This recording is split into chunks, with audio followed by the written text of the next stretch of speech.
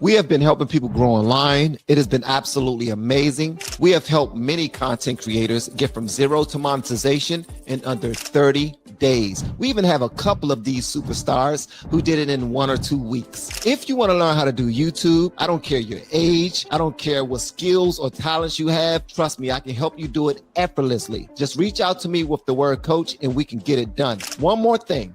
We have a YouTube course that I just now created. I'm extremely proud of, and a lot of people are getting so much from. Purchase that course and work with us. You can join our private Facebook group and our daily group calls, which is 3 to 5 days per week, and you can learn so much more than you've ever learned before. I can't wait to hear from you. Love you. Peace. Hey, what's going on, guys? Welcome back. Welcome back. I am Van. We are all the LFR family. Thank you so much for joining me so early in the morning. I really appreciate it. Please make sure you do me a favor and hit that like button. That's the only price of admission for our live streams. Let's try to go ahead and break the algorithm. Hit the like button. Share the video if you're feeling extra generous by hitting the share button below the video, sharing it on Reddit, LinkedIn, Facebook groups, X, Kick, wherever you want to share this bad boy. And please make sure you tag me. Tag me, all right? Shout out to you all. Hopefully you had a remarkable weekend. My weekend was good. It was healthy. I was able to get into the gym. I spent a lot of time with my wife watching TV and movies and just enjoying the weather. And I don't know, just loving on my family. And, you know what I mean? Happy birthday to TJ, my son-in-law. Happy birthday to my baby girl, Naya. That's you know, they celebrate a week separate of their birthdays. And, you know what I mean? I'm just so proud of them to know that I have a daughter that's been married for 3 freaking years to an amazing young man who is watching over her and protecting her and just removing all worry and concern from me and my wife, that she's been squared away and she's been washed over. And you know, every time I call them and I talk to them, they're always praying, reading the Bible, enjoying time with one another. And it just makes me happy. It makes me extremely happy. Hopefully you guys had an amazing weekend. Hopefully this morning you already thank God for all of the blessings that he has bestowed upon you and your family. Nothing fancy. Like, I ain't talking about thanking God for the car that you have in the driveway or in the garage. I ain't talking about the huge house that God has blessed you and your family with, or the green grass, or any of those things, although those are blessings as well. I'm specifically talking about God blessing you with another day to get it right. God blessing you with life and strength. God blessing you with the activity of your limbs. God blessing you with a roof over your head, protecting you from seen and unseen dangers. God blessing you with people around this world who pray for you, who want you to do well, who have your best interests at heart. God is absolutely amazing. And it's high time that we start giving him praise, glory, and honor just for the grace and mercy that we receive, because we don't deserve all the blessings that we have. And we absolutely deserve to be to have more punishment for the sins that we commit, and we don't. So I'm really grateful for that. Shout out to you all for pulling up. Angel, what's going on, sweet Angel? Shout out to Treebeard too. I want to give a special shout out to Treebeard, who's inside of the chat. Shout out to Treebeard, man. This brother, he's an extremely hard worker. Very nice brother, very kind young man. And I just want you to know that you are appreciated.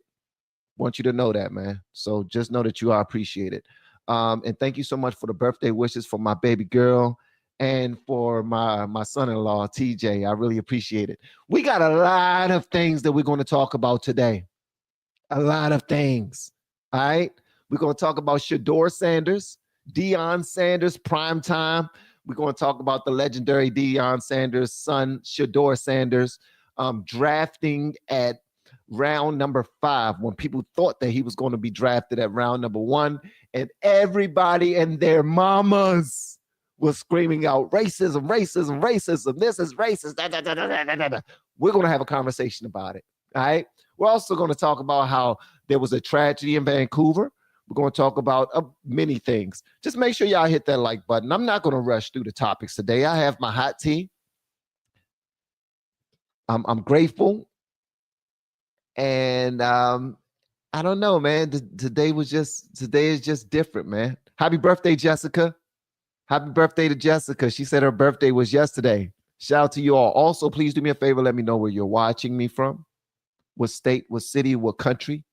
If you're watching from your television in the morning, or if you're listening in the car on your way to work, or if you're already at work and you're listening, please let me know that in the comments. That will be greatly appreciated. Happy birthday to you all. Let's go and jump into it. I'm not sure if you know who Skip Bayless is, but this is Skip Bayless talking about the Shedeur Sanders thing. Shedeur Sanders, Deion Sanders' son, very skilled quarterback. People are saying that his whole entire college football career has been curated because he pretty much followed his father, and his father made opportunities for him and placed his son in position, and his son had to perform at a high level at that point. When it was time to draft, getting close to drafting, usually sports teams will have you come out to a combine where they have all these prospects, running drills and doing these things in front of all these coaches and owners of these companies and organizations, whoever represent them. And just, you got to show us your skills so that we can go ahead and rank you among above or below everybody else. Well, Shedeur Sanders and Deion Sanders, they opted out of that. They decided not to go to anybody's combines. They also decided not to take meetings with some teams, some franchises. They refused to take meetings with. But they knew that they were good enough to be drafted into the NFL. A lot of people have been saying that this has been racist. Some people have been saying that this was a modern day lynching. It was a modern day bucking and all this other stuff. I'm going to let you know how I feel about it in a minute. I think that it's complete BS, just to let you know. I don't think that racism had anything to do with it. I'm just going to keep it a buck, and I'm going to show you exactly why. Hit that like button. We're going to have a good time this morning. Our first up the bat is Skip Bayless. If you don't know who Skip Bayless is an extremely successful sports commentator who still has his own show, I believe, on ESPN. And he was once on a show with Shannon Sharpe, who currently has his own show on YouTube, and he was just now released from ESPN because of this scandal that he's a part of. He's being sued for sexual assault and some other things for upwards of $50 million. So far, he and his lawyers were willing and offered to pay this person, this 20-year-old OnlyFans girl, $10 million. They were going to pay her $10 million so that his reputation not get sullied or his reputation not get messed up. They tried to get in front of it and give her $10 million. She said, I don't want $10 million. I want $50 million. Well, apparently, Shannon Sharpe is in the process. Well, he was in the process of signing a $100 million deal on ESPN.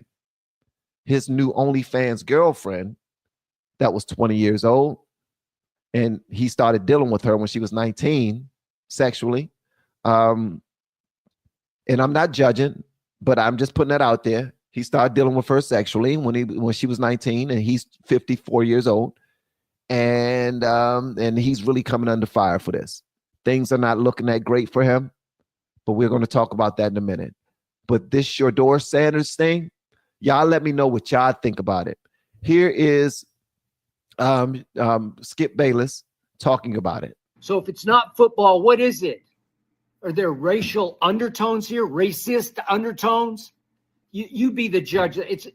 Racism is so hard to sort of grasp and prove, and but it just stinks. It smells of racist undertones, of too many white people in charge in this league who just roll their eyes at both father and son at Colorado. So if it's not football, what is it?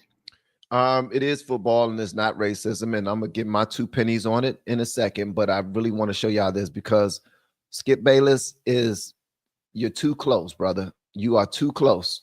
You're too close to all of the players. You're too close to all of your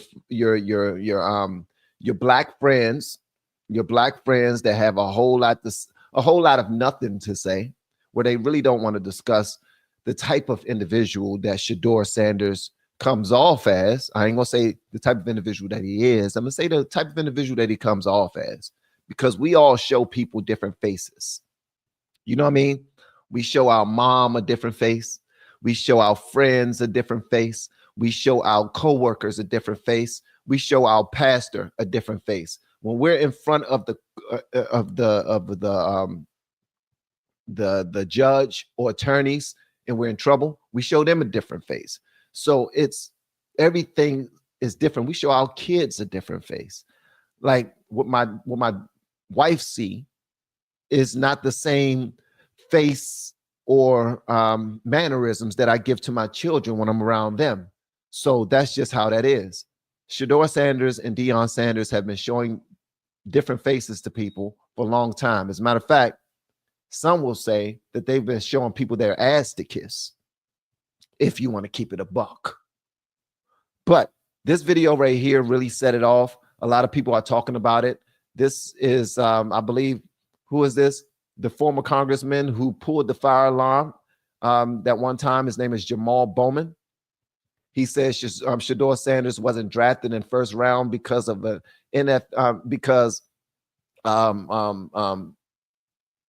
he don't want to submit to the white hierarchy that's going on, and that's why. So check this out, man. I got some things to say. Obviously, let's get into it. Okay, you got the football evaluation. Then you got his dad and what Deion brings to the table as an active father, as an active black father in his black son's life. And we all know what that is, whether we want to admit it or not. But it's not only that. It's the way Shedeur dresses, it's the way he talks, and it's his culture, in my opinion. You see him at the draft last night. He's wearing all black. He got the ill chain on, and he talks like a rapper. And I keep hearing, oh, he's entitled. He feels entitled. I don't know. It's like entitled. So like these white boys that came before him don't feel entitled. Eli Manning, Archie Manning, when they said he don't want to play for San Diego, don't draft me. That's not entitlement, but that was acceptable. That was okay for him to do that.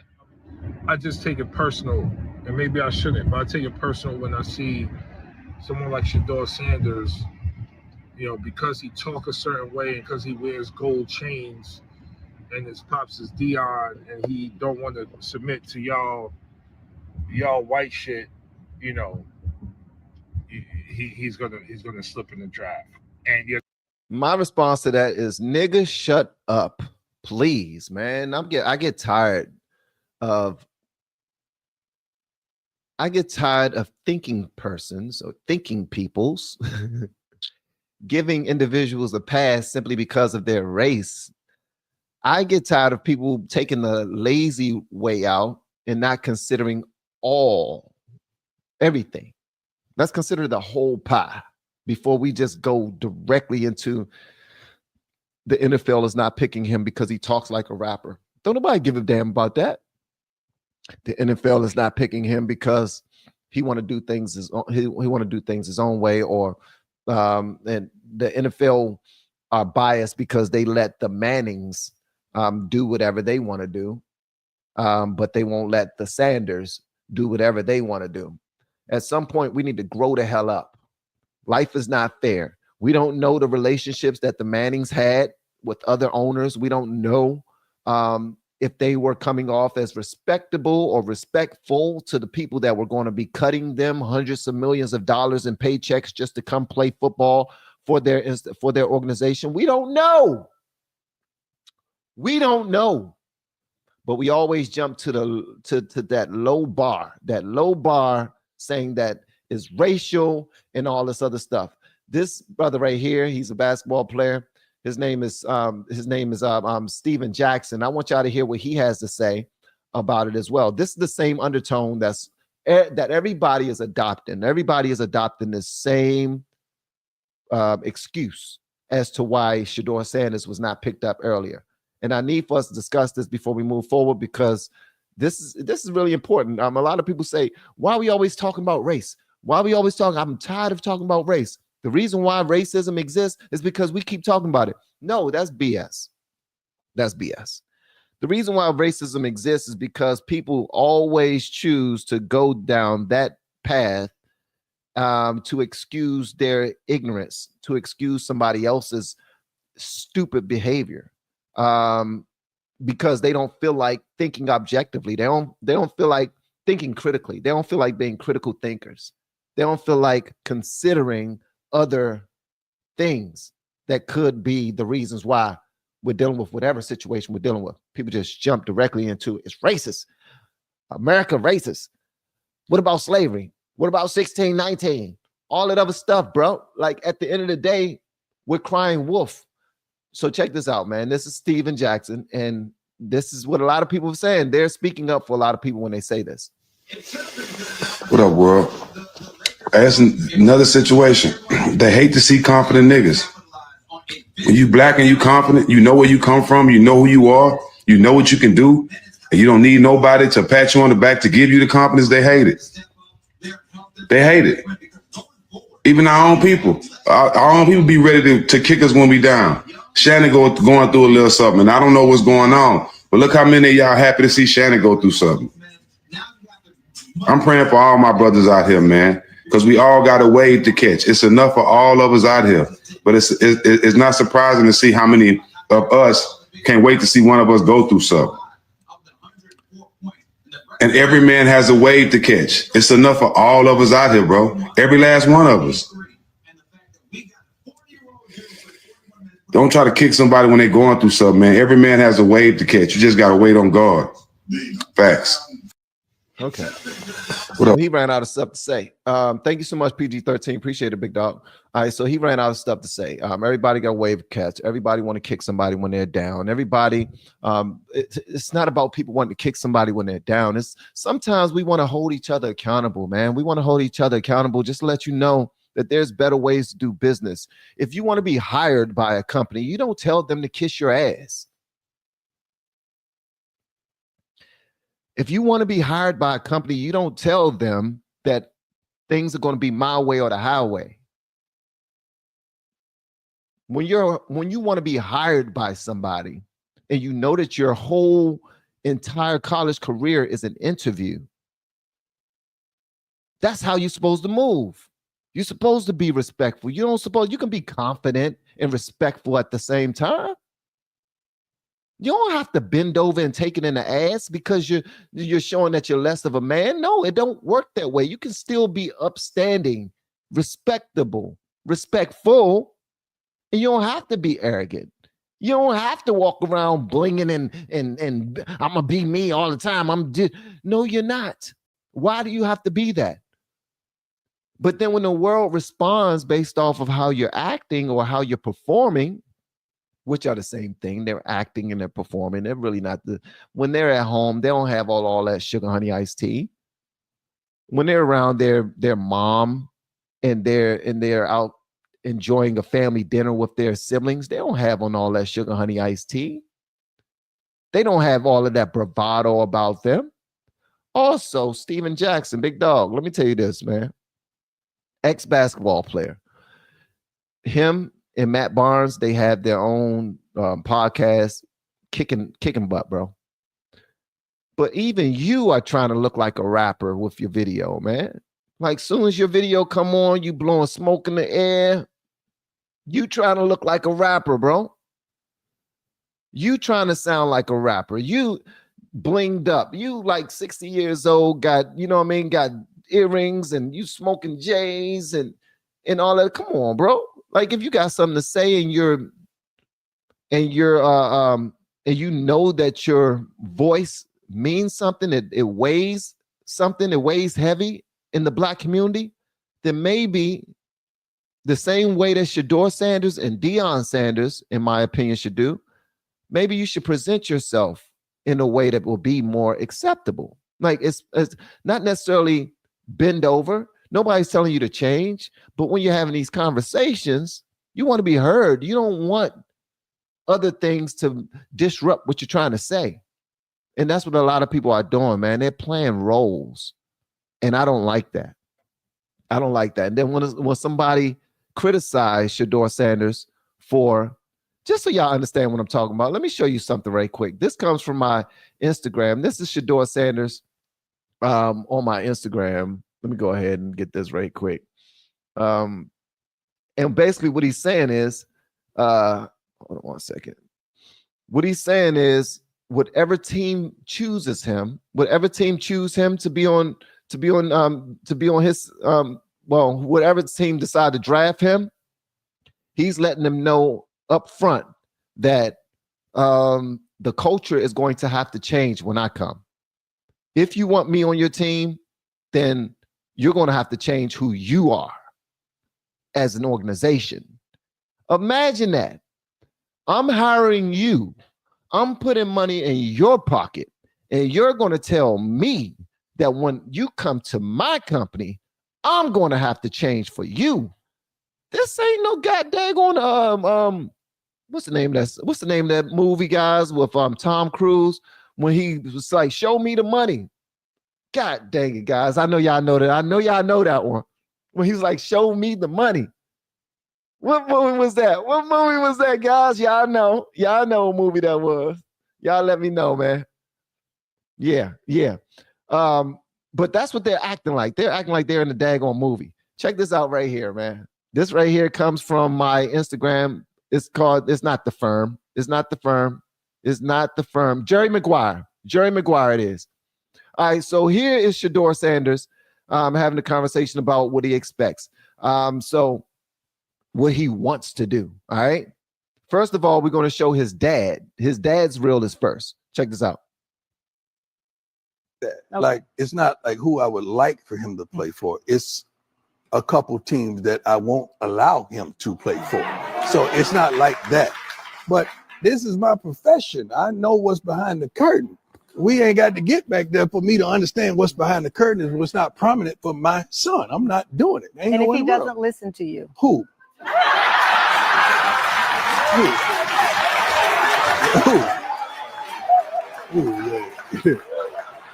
You must mean owners, like not my son. Like my son knows my voice and he understands that I've done this and done that. Like my kids respect their father because they know their father ain't perfect, but their father's always been present. All right, so he's saying that there are a bunch of teams out there that his son will not play for because he know that they are backhanded. He don't trust them. He don't like the ownership. He knows what happens behind the curtains. I understand all that. So he gives his son this advice, this, that, and other. But Deion, brother, your son is a grown-ass man. You're operating as his agent, but you're also putting your foot in your mouth by constantly railroading him, saying, with all these demands that he is not qualified for. Like when you're making these demands, you got to be a certain level of play. And I know I say Shedeur is good. Especially compared to these other in comparison to these other players. But at the end of the day, he is not that player where he can make all of these demands. He's not that guy. One day he could be. And I love the fact that he's just as driven as his dad. He's shining like his dad. But listen to what he says to these organizations that are considering hiring him. Trying to change the franchise or the coach that don't give me. So you should know history repeats itself over and over and over. And I've done it over and over and over. So it should be no question why an NFL franchise should pick me. You think I'm worried about what critics say or what people got to say? You know who my dad is? They hated on him too. So it's like it's almost normal. Without people hating, it's not normal for us. So we like diversity. We like everything that comes with the name. That's why we are who we are. Hold on one If second. you ain't trying to change the franchise or the culture, don't give me. So in the beginning of his video, he says, if you're not trying to change the franchise or the culture, then don't get me. If you're not trying to change the franchise or the culture, then don't get me. All right? Don't pick me up if you're not trying to change the franchise or the culture. I don't want to hear it. That's what he's saying. If you're not trying to change, then don't hire me. So the NFL teams that are hiring new players, in my opinion, they have free reign to say, oh, it's like that. Okay. Well, guess what? There's 100 other kids coming through the draft right now. I'll pick one of them. I'll pick someone who won't give us a headache. I'll pick someone who won't be a prima donna inside of the daggone locker room. I'll pick someone who is a team player. I'll pick somebody who's not making it all about them. I'll pick someone that we won't have to pay out of our ass up front and then end up paying later because we decide to bring you into our organization. He said history repeat itself. What does that mean? If you're not trying to change the franchise or the culture, don't hire me. Okay. So again, how is this racist? So check out this lady right here. I just now learning her, learning who she is. She's a conservative Black woman, and she decided to speak on this. I want to show y'all this, man. I thought this was absolutely dope. What's her name? Her name is Sage Steele. Do you guys know who Sage Steele is? Please let me know in the comments if you know who Sage Steele is. And then I will move on to other news after we finish this right here. All right, here we go. So Shedeur Sanders fell in the NFL draft because of racism. I should have known that somebody would pull the race card, and I think it's just a pathetic take. That's just my opinion, though. Here are some numbers, some facts. If you care about facts and the truth right now, that might interest you. I did some homework. It's not that hard, you guys. Last season, 15 of the 32 NFL starting quarterbacks were Black. That's about half, right? That's racist. How about the top 15 NFL players as far as money, payment, what they're making, salary? Dak Prescott, the highest paid player at $60 million a year. That's racist. And of the top 15 paid players, 9 are Black or biracial. 9 of the 15, making a combined $448 million a year. This weekend, I know you kept track how many Black players were taken in the first round.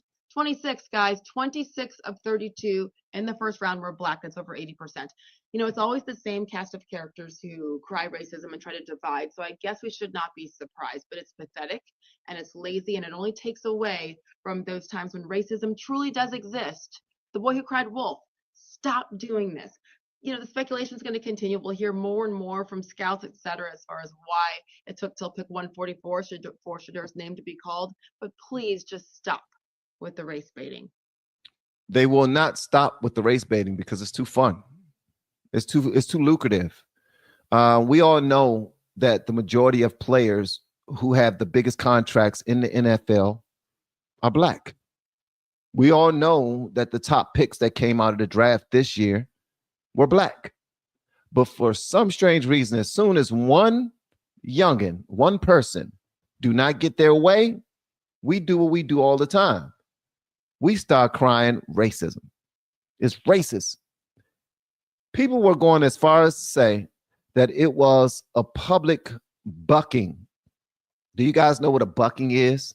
And I'm not talking about training a wild horse. I'm not talking about training a wild horse. I'm talking about slavery days where they would take the biggest and blackest man of all of the new slaves, and they would effeminize him and embarrass him and belittle him and berate him and scare other people by doing the most heinous things to him in front of everybody publicly. so that they can know that they run things and this person does not. This is what people are saying the NFL was doing to Shedeur Sanders. Shedeur Sanders was at home with his family in his $1 million home, jumping in his $1 million pool with all of his friends, his girlfriends. I mean, his celebrity friends and celebrity girlfriend. All these people. This dude is blessed beyond measure. He is fine. Some kids at Ole Miss, some fraternity brothers at Ole Miss, ended up playing a prank on him. They called him on the second day while he was at home with his family, and they acted like they was from the New Orleans Saints, the NFL team, the New Orleans Saints, and they were calling to act as if they were going to pick him up on their team because he hasn't been called yet. So he picks up on a private line, and they prank him. They say, "Oh, we're not going to pick you up yet," and they later found out that these kids, one of the guys who called them was the son of a head coach of another team. Real messy, right? So, and just in case you don't know what I'm talking about, there's this video right here. Hold on, I gotta pick y'all. I'm putting y'all up on game, man. A lot of stuff has happened. So I'm putting y'all up on game. That's all this is. All right, so this is the video right here, where they scammed. They ran a prank on him to act as if they was going to pick him. Check this out.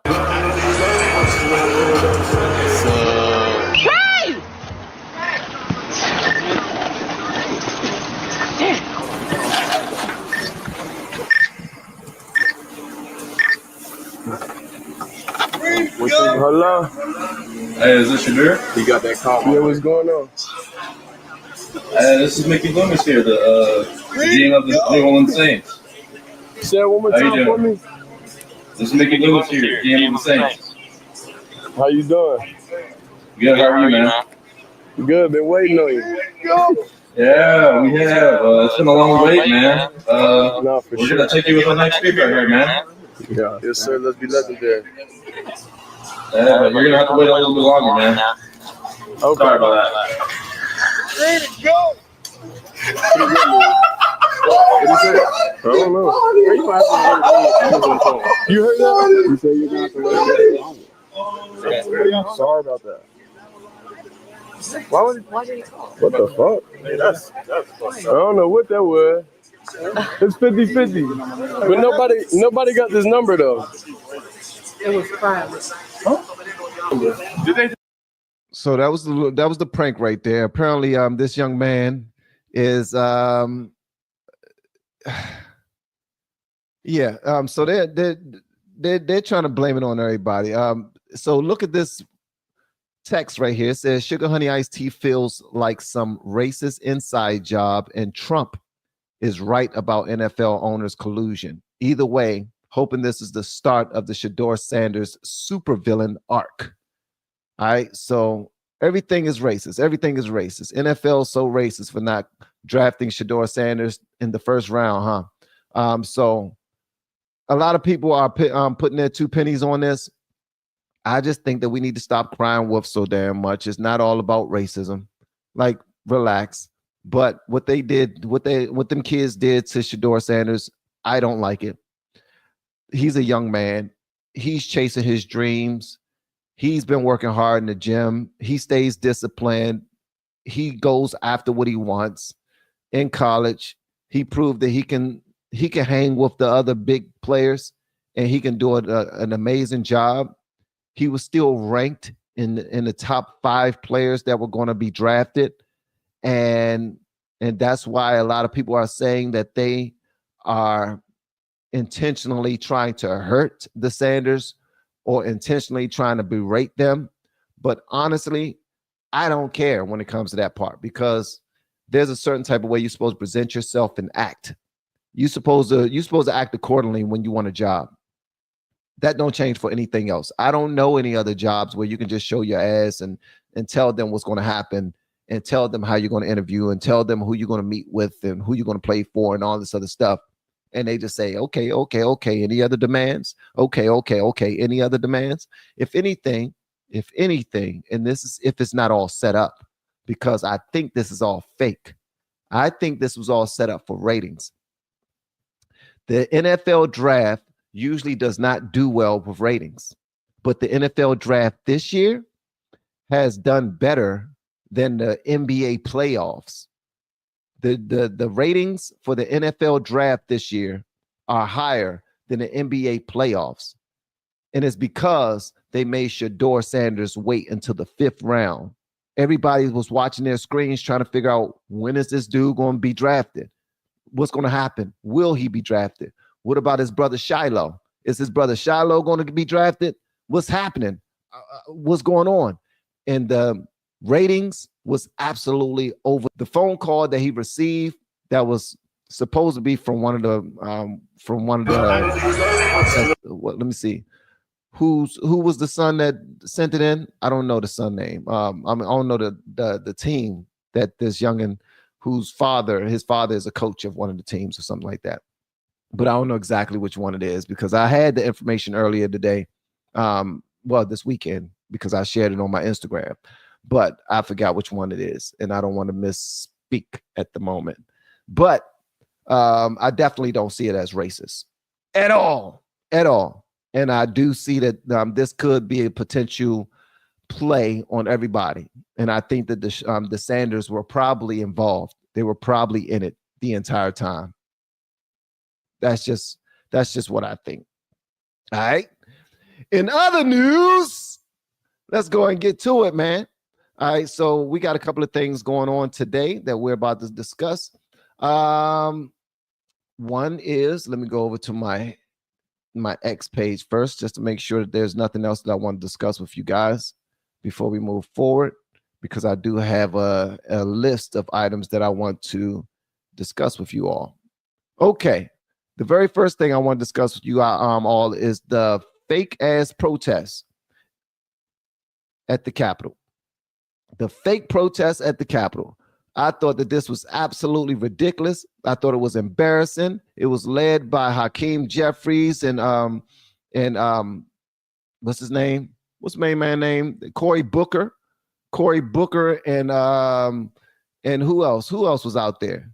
All of the star Democrats was out there, and they were just sitting on the daggone Capitol steps for 10 hours protesting, and nobody gave a damn about it.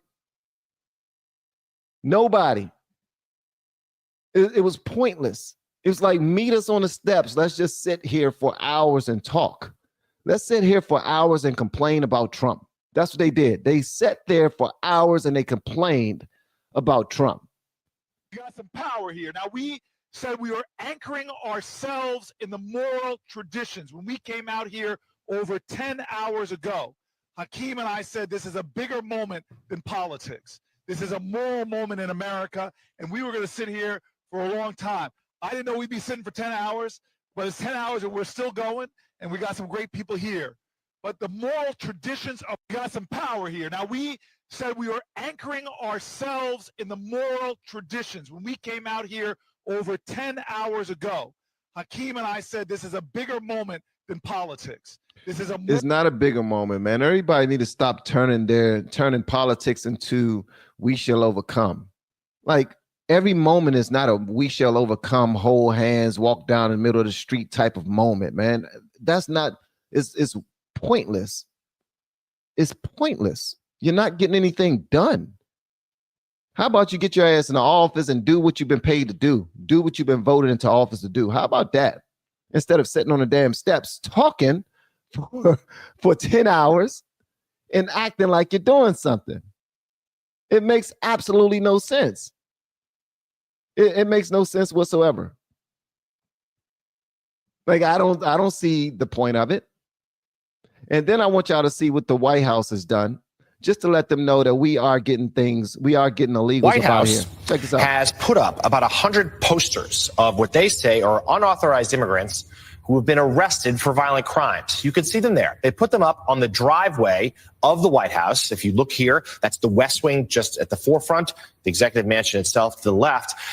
But what's particularly noteworthy about this location is it is right directly behind the positions where TV correspondents do their hits from the White House lawn. So therefore, no matter what network you're on, that includes MSNBC, if you're doing a hit from the White House right now, those pictures will be behind you. The White House doing a briefing in about a half hour about what they're doing here. White House has put up about 100 posters of what they say are unauthorized. Now, these are important because then when you have people like Senator Chris van.hall going all the way out to El Salvador trying to bring immigrants back to our country, calling him the Maryland man when he's actually the El Salvadorian man. We've seen these conversations being had all over CNN all this weekend. I'm not sure if you've seen any of them, but I've seen a few. And they're really trying to recreate, produce, and redirect the narrative. And they want us to see this guy as an actual American citizen. And that's not the case. We're spending a whole bunch of money and resources to bring an illegal immigrant back to the country and other illegal immigrants back. And judges are getting involved where they're telling Trump what he can and cannot do. And it's unfortunate because none of these things we wouldn't even have to do if it weren't for the last administration. Yeah, I do realize that the reason why Tom Homan and Trump are going as hard as they're going is because of the blatant disregard that happened in the Biden-Kamala administration. So now we're here. We're here with the course correction. We're here with the redirection. We're here with really trying to put American citizens first. That's why we're here.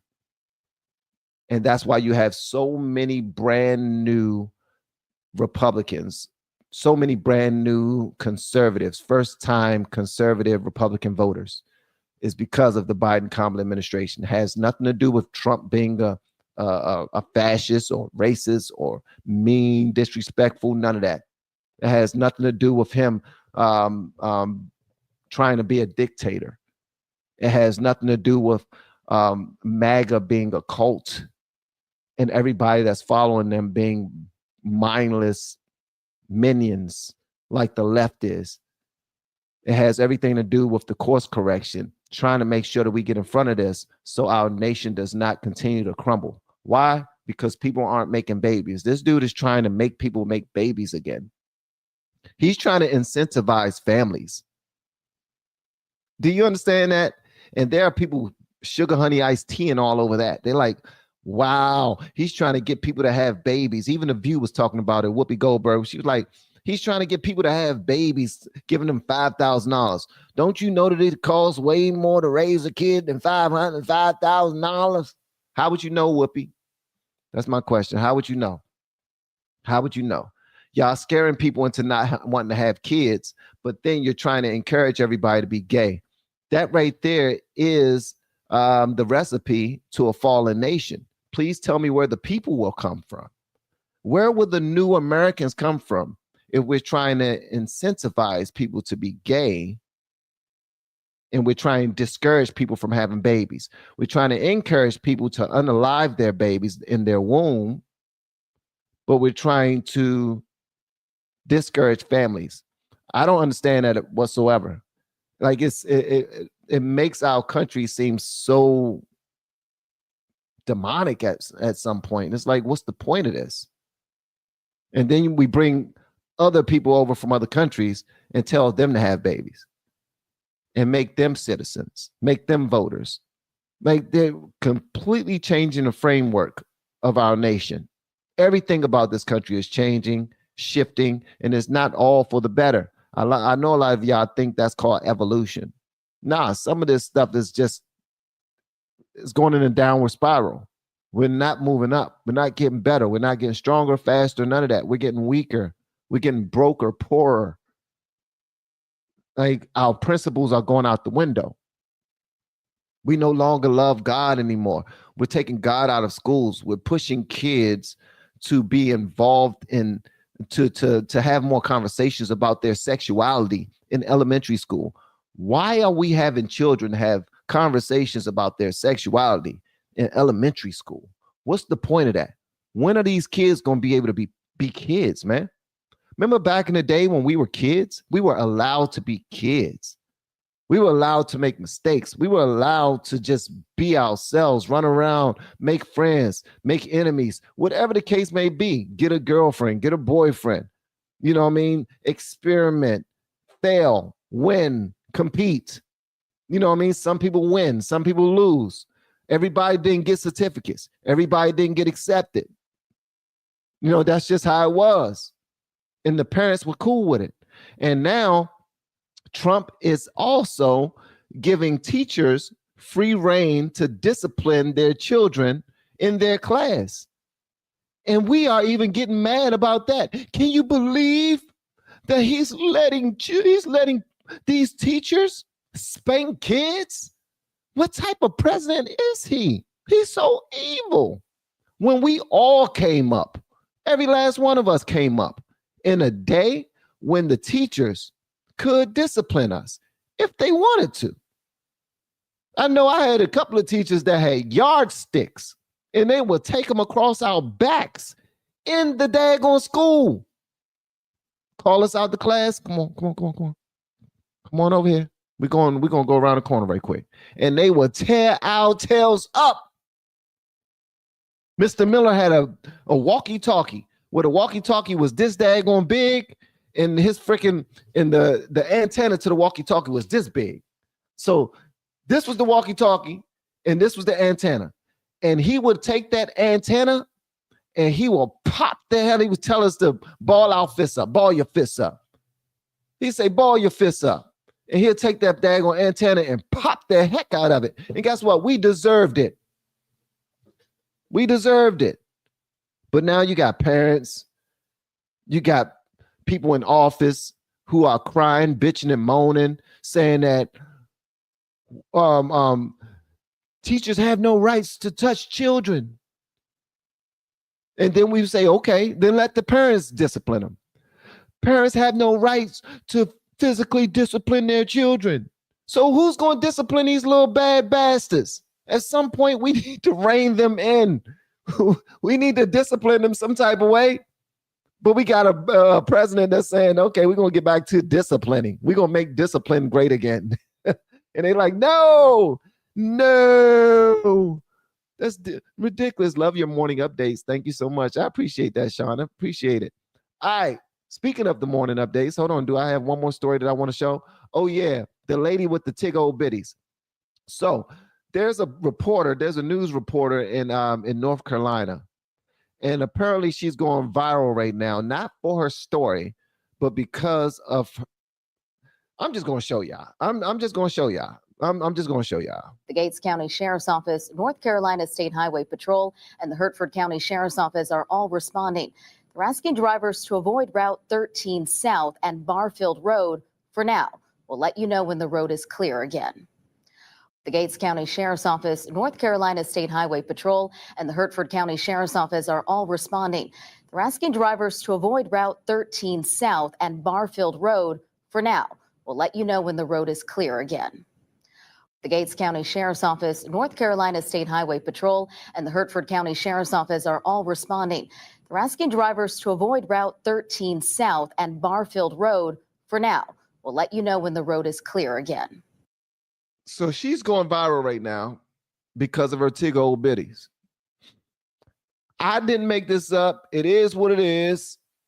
Okay, she got some tig old bitties. You happy now?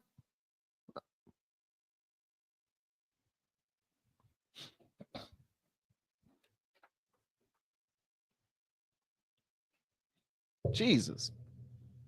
I'm sure she got some back issues. She got to have some back issues. She got to. Ain't no way in the world.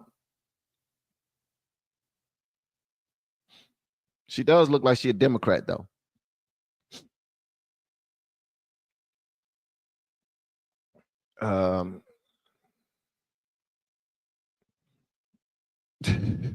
This is so silly, man. My bad for putting this in front of y'all guys. Okay, let's talk about some real stories. Let's talk about some real stories because Jesus, y'all are now doing the same thing that made her go viral in the first place. Y'all talking about them.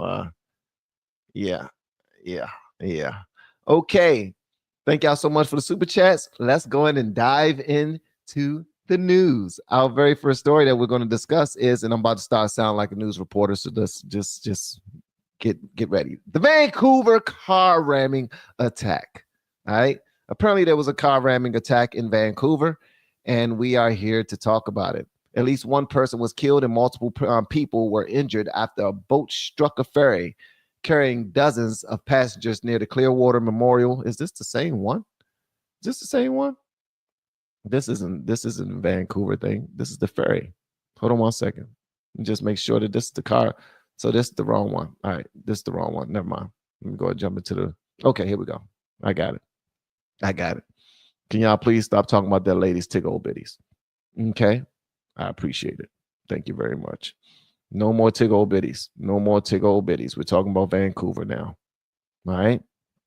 Okay. I'm reloaded. Okay, guys. Here we go. Okay. So 11 people were killed after a suspected car ramming attack in the Canadian city of Vancouver on Saturday. Let's run down the bullet points just so y'all can know exactly what happened. Okay. So here's what happened, gang. All right, so on April 26, 2025, a vehicle deliberately drove into a crowd at the Lepu Day Festival in Vancouver, killing at least 6 people and injuring 24 others in what police described as a mass casualty incident. As you can see right here, here's a breakdown. The attack took place at approximately 2014. All right, so that's 8 p.m. 8:14 p.m. Local time on Saturday at an event marking Lepu Day, which is celebrated every year on April 27th. Police later said the tens of thousands of people had been in attendance. Festival goers said a single vehicle was involved in the attack, which took place on the East 43rd Avenue and Fraser in the south of Vancouver. There's a car that went just through the whole street and just hitting everyone. Eyewitness Abigail Andiso told the Associated Press. I saw one dead, one man on the ground, and I went towards the end where the car went. Then there are more casualties, and you can see straight away there are about maybe 20 people down, and everyone is panicking. Everyone is screaming. James Cruzat, another eyewitness, told AP, it was heartbreaking. I couldn't even imagine that it's actually happening in real life because normally we see that on TV or in movies. It was really shocking. Other witnesses reported that some of the pedestrians who were struck were close to where food trucks were parked. The driver of the vehicle was apprehended by bystanders and taken into custody by police officers. The Lepu Festival in Vancouver and similar festivals in the Philippines and around the world take place every year to commemorate Lepu, a national hero who resisted Spanish colonization in the 1500s. Also known as Lepu.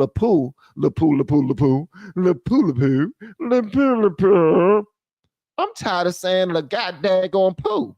Was an indigenous chief of Mactan, an island in the Philippines. In 1521, he and his men defeated Spanish forces led by Ferdinand Magellan and some of his native allies at the Battle of Mactan, delaying Spanish occupation of the region for over 40 years. He is considered a hero in the modern-day Philippines, and monuments in his honor are common around the country. Several Filipino government organizations, such as the National Police Service, use his image on their seals. Lepu Day was officially recognized by the government of British Columbia in 2023. Filipinos form one of the largest immigrant groups in the province. Who were the victims? So far, very little is known about the identity of those who were killed and wounded in the attack. In a brief news conference on Saturday, acting Vancouver Police Chief Steve Ray said that men, women, and young people were among the victims. Their ages range from 5 to 65, he added. The attack has deeply affected Vancouver's tight-knit Filipino community. RJ Aquino, the head of the Filipino BC organization, said that last night was extremely difficult, and the community will feel this for a long time. We know that there's a lot of questions floating about, and we don't have all the answers, but we want to tell everybody that we're grieving, he added. Who is the suspect? Police have named the suspect as Kaijai Adam Lowe, who is 30 years old, and have charged him with 8 counts of second-degree murder. The charge assessment is ongoing, and further charges are anticipated, police said in a statement. While investigators have not confirmed a motive, Ray said that, God dang it, this is a lot of reading in the morning, bro. It's a lot of daggone reading, man. I swear to God, there's a lot of reading. A lot of reading. While investigators have not confirmed a motive, Ray said that police are confident that the evidence in this case does not lead us to believe this was an act of terrorism. It definitely was an act of terrorism. That's an act of terrorism, to just run over people for no damn reason. It's an act of terrorism. And I don't see why they're trying to get out of that. What's the point? They're saying, no, wait. I know a lot of people got killed for no reason, but this was not an act of terrorism. I mean, I think he was going through something that day. He was going through some mental things. He's currently in therapy, and his wife just now left him. And he just now lost his job. And he's still upset that Trump won. That's the only reason why he did it. A 5-year-old was unalived from somebody just deciding to run over a crowd of people. Come on, man. This was terrorism. The suspect, he added, has a significant history of interactions with police and healthcare professionals related to mental health. Let me tell you something. They're already blaming it on mental health. Vancouver's mayor, Ken Sim, and I think we need to stop doing that stuff so much, man. We always blaming stuff on mental health, bro. Like, that right there is a cop-out. We blame everything on mental health, and I know y'all don't want to hear that, but I have to say it. I got to call a spade, Jack. I got to call it what it is, man. We need to stop saying that everything is because of mental health breakdowns. Sometimes people are just crazy, and they need to be shot. We need to get ahead of it. For real. That's just how I feel about it. In other news, one person was dead, multiple injured after a hit-and-run boat crash involving a ferry in Clearwater, Florida. That was the story that I was about to start reading before I realized that I was not reading the Vancouver joint. This happens on the best news channels that you've ever seen in your life. So if you ever see me do it, then you know that, it just is what it is. It's just one of them things. Just one of them things. Every day. Yeah. American family. So at least one person was killed and multiple people were injured after a boat struck a ferry carrying dozens of passengers near the Clearwater Memorial Causeway in Western Florida on April 27th, authorities said. All right, so here's a little bit of footage of exactly what happened. Pull this up for you guys. All right. I gotta do better in these transitions, bro. I gotta do better in these transitions. All right, here we go.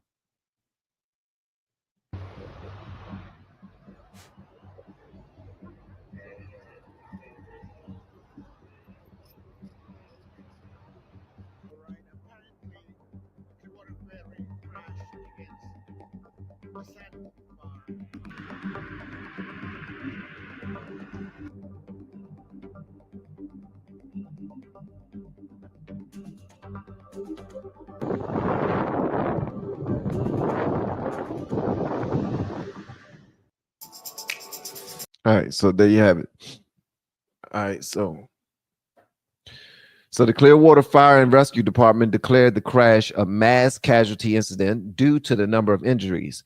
The Clearwater Police Department said in an update at 11:47 p.m. last night, the city of Clearwater reported that one person died from injuries sustained in the crash and that authorities identified the boat that fled the scene of the crash. All of the injuries are from the ferry. The Clearwater Police Department said in a statement on X, the boat that struck the ferry fled the scene.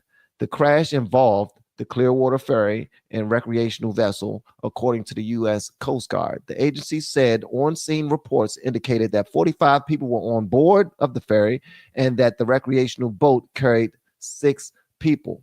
It was not immediately known how many were injured in the incident, but police said multiple trauma alerts were called and all local hospitals had been notified. All passengers from both vessels were accounted for. The Coast Guard said. The Coast Guard also said watchstanders from its St. Petersburg, Florida sector were notified at around 8:40 p.m. of a collision between a ferry and a recreational vessel. The ferry later stopped on a sandbar just south of the bridge, and all passengers on board were removed from the boat, according to police. The Florida Fish and Wildlife Conservation Commission will handle the crash investigation, officials said. The Clearwater Memorial Causeway is a 6-lane bridge between downtown Clearwater and Clearwater Beach, Florida. The bridge is about 23 miles west of Tampa, Florida. All right. Yeah. So, first of all, RIP to all of the victims in Vancouver. RIP to the victim, the sole victim in the Clearwater, Florida crash.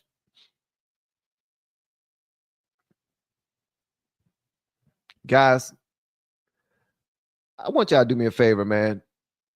At every opportunity that you get, acknowledge your blessings.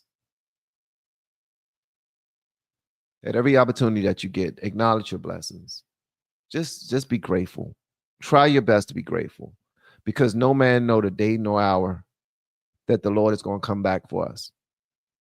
And we also don't know if, while our sons and daughters, wives and husbands, friends, anybody that we know, our loved ones, while they're out and about, if they're going to return home to us, if that's going to be the last time that we see them. So it's high time that we start really loving on one another and stop trying to separate as much as we do. I do realize that we are knowledgeable about certain things, be it politics, sports, whatever the case may be. Sometimes we feel like we are right and the others that we're communicating with is wrong, and that we're standing on some integrity and character and whatnot, and the people on the other side, they just need to get their lives together, and we want to, I don't know, bash them, or we want to judge them, and we want to make sure that they correct themselves so that everybody get on the right on the right foot. But at the end of the day, guys, all of us have sinned and fallen short of the glory of God. None of us are perfect. And not saying that you should just accept anything, because we should still hold people accountable. That's the only way anything will get done. But we should make more of an effort to do it in the way that God will have us do it. To use God's love while trying to do it, man. It's extremely important to, at least I believe so. I could be wrong, though. I could be wrong. I've been wrong many times before. Many times. And I don't mind being wrong. My wife will tell you, I'm always wrong. But at the end of the day, man, I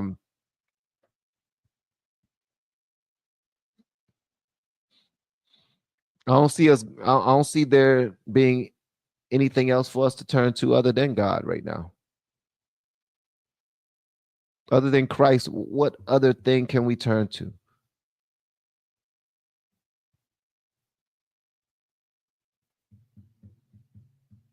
Other than Christ, what else are we turning to?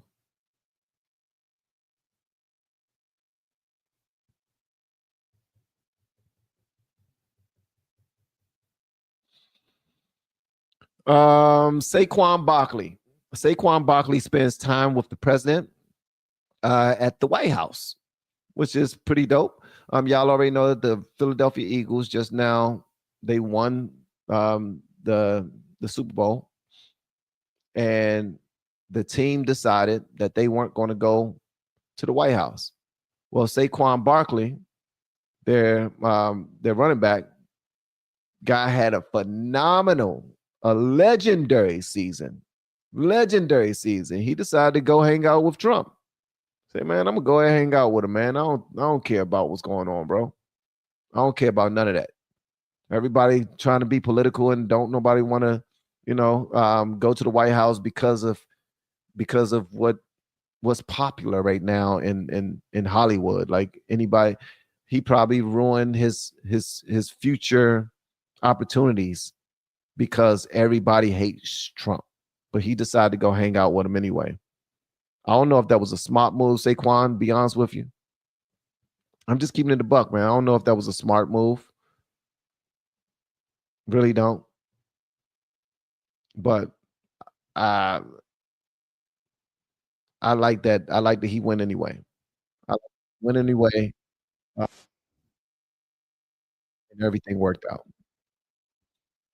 Trying to get this video primed. For some strange reason, every single video on these websites got long commercials trying to sell me stuff. And I know y'all feel the same way when y'all hit my videos and like, man, first thing we see when we click an LFR family video is an ad of him trying to sell us stuff. Well, I'm learning from the best. I'm learning that from mainstream media. That's where I'm learning that from. All right. So this right here comes from Fox News, from their website. Check this out.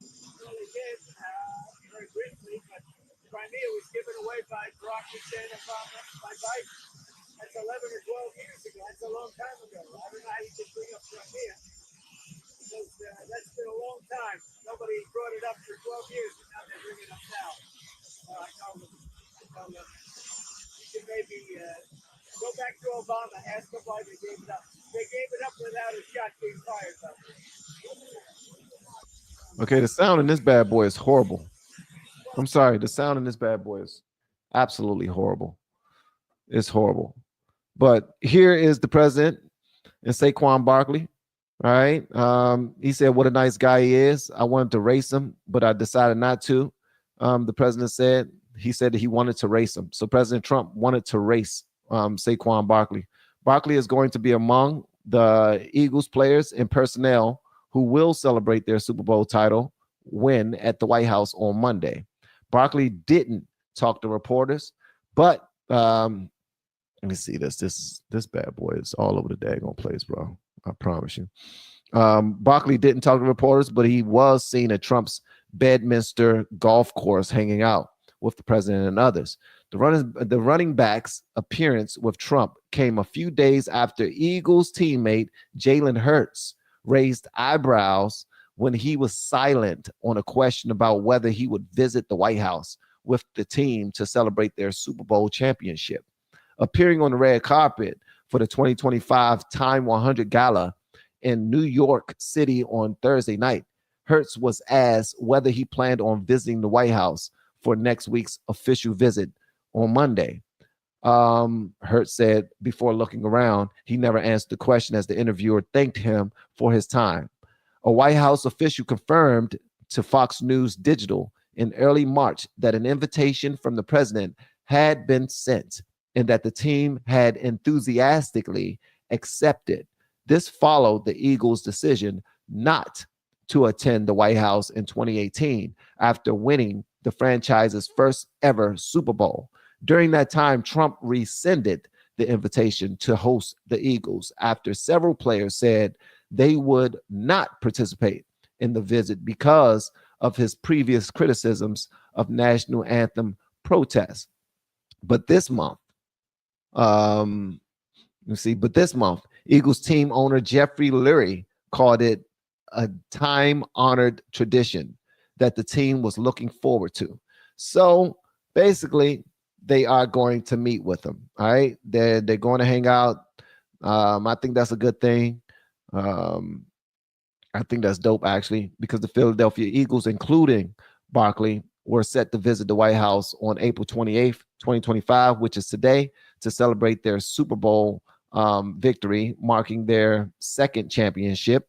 The team had previously skipped the White House visit in 2018 due to disagreements with Trump over national anthem protests. And I actually thought that they was going to skip this time too, because that's how they was acting. That's how they was acting. But they are going, man. So make sure y'all show some love and share those stories, because yeah, I think it's a good thing. I think it's a good thing.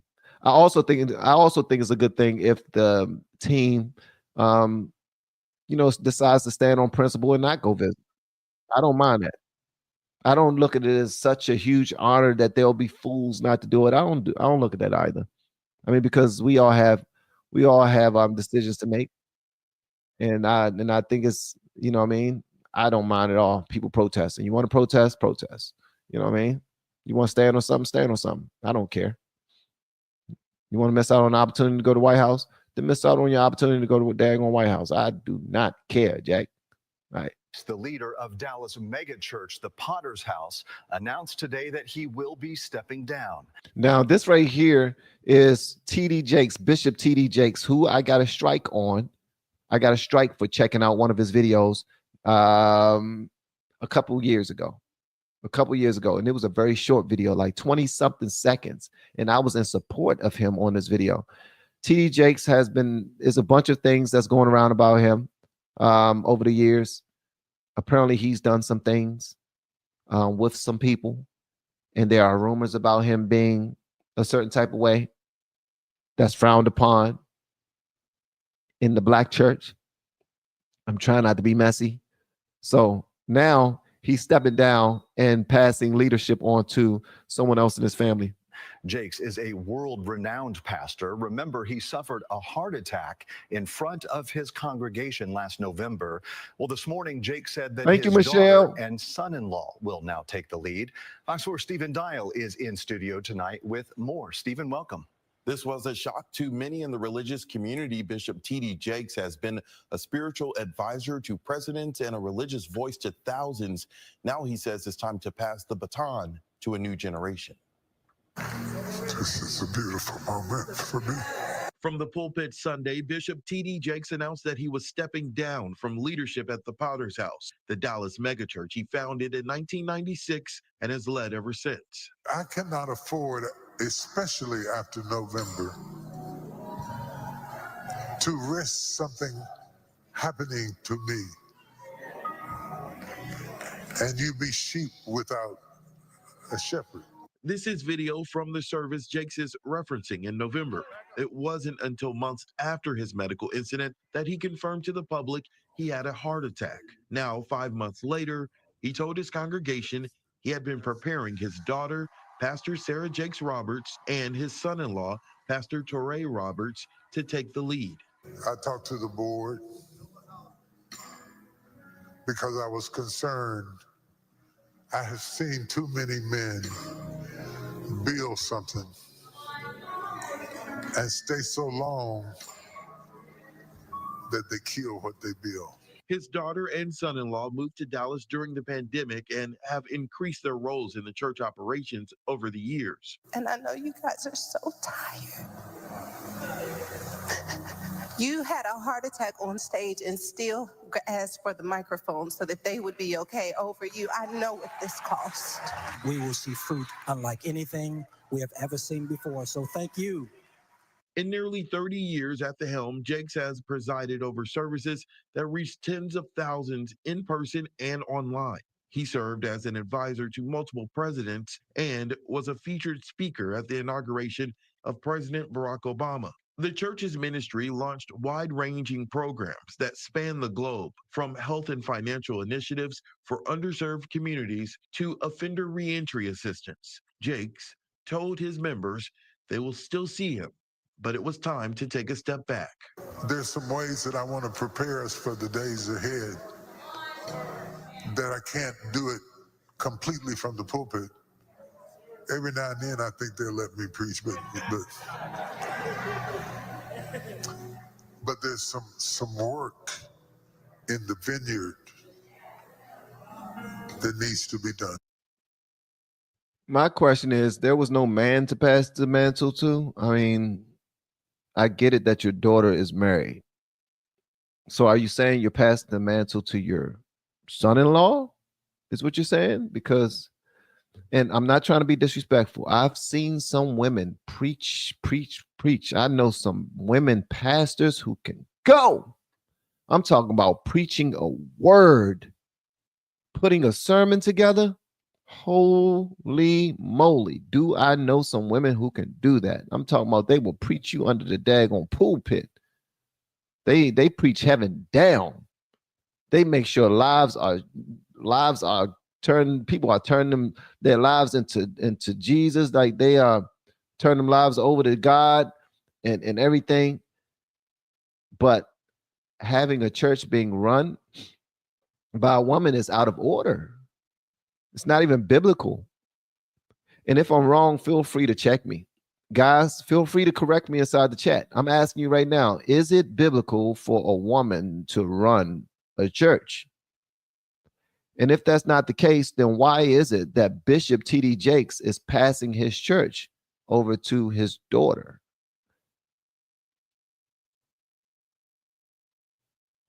Because I get it, you want to keep it in the family, but the closest person that you can pass it to that's in the family is your daughter, and you want to, you know what I mean? And you don't want any strangers taking over. But at the end of the day, this is not moving the church forward, in my opinion. I don't think this is it. Feel free to correct me. Because this church makes a, let me tell you, and this is another thing too, and I have to say this. So you have bishops like T.D. Jakes, pastors like T.D. Jakes. You know, they will be the first ones to say how racist this country is. But then when you look at his church, there's probably just as many white people that attend his church as black people. And you will still say how racist and how downtrodden this country is. But you've built your congregation and stuffed your pocketbooks and your bank accounts with white people money for years. And there was never a problem. But as soon as it's time to take a knee or walk shoulder to shoulder with somebody and sing "We Shall Overcome," and you even got a lot of your white congregants there with you walking, you want to talk about how damn racist everything is and how difficult it is for the black man to do anything. And that's so disingenuous, man. It's fake. It's fake. Faith goes out the window when it's time to come together and complain about Trump. It's time to worry now. Faith goes out the window.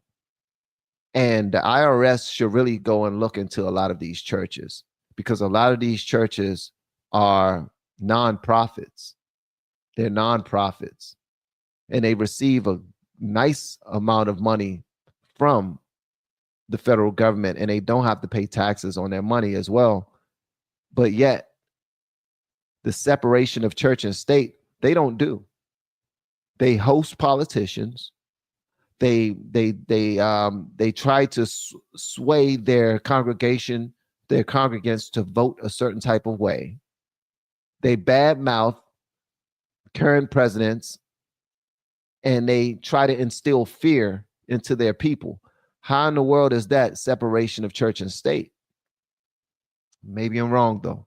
And like I said before, I don't mind being corrected. So if you guys want to correct me inside the chat, feel free. I'm here for that.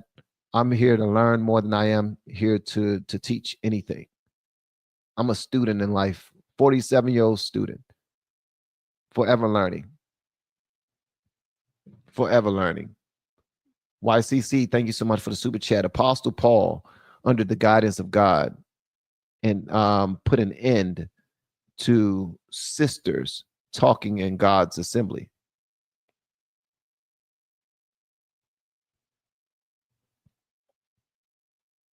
I'm just saying, kind of arrogant to say I'm gonna do things my way. You all know my daughter. She can preach, can't she? She got my name, and she's married. And they've been doing some great things in the church. So she's gonna take over for me. The Potter's house is gonna be hers. She's gonna run the church. Nah, brother. Nah, man. Sorry, Bishop Jakes. I am off of it. I am all for that.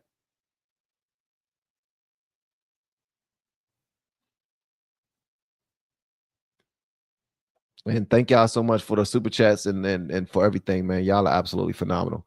And I appreciate y'all waking up early with me to do these morning reports. I'm enjoying them. Hopefully you are as well.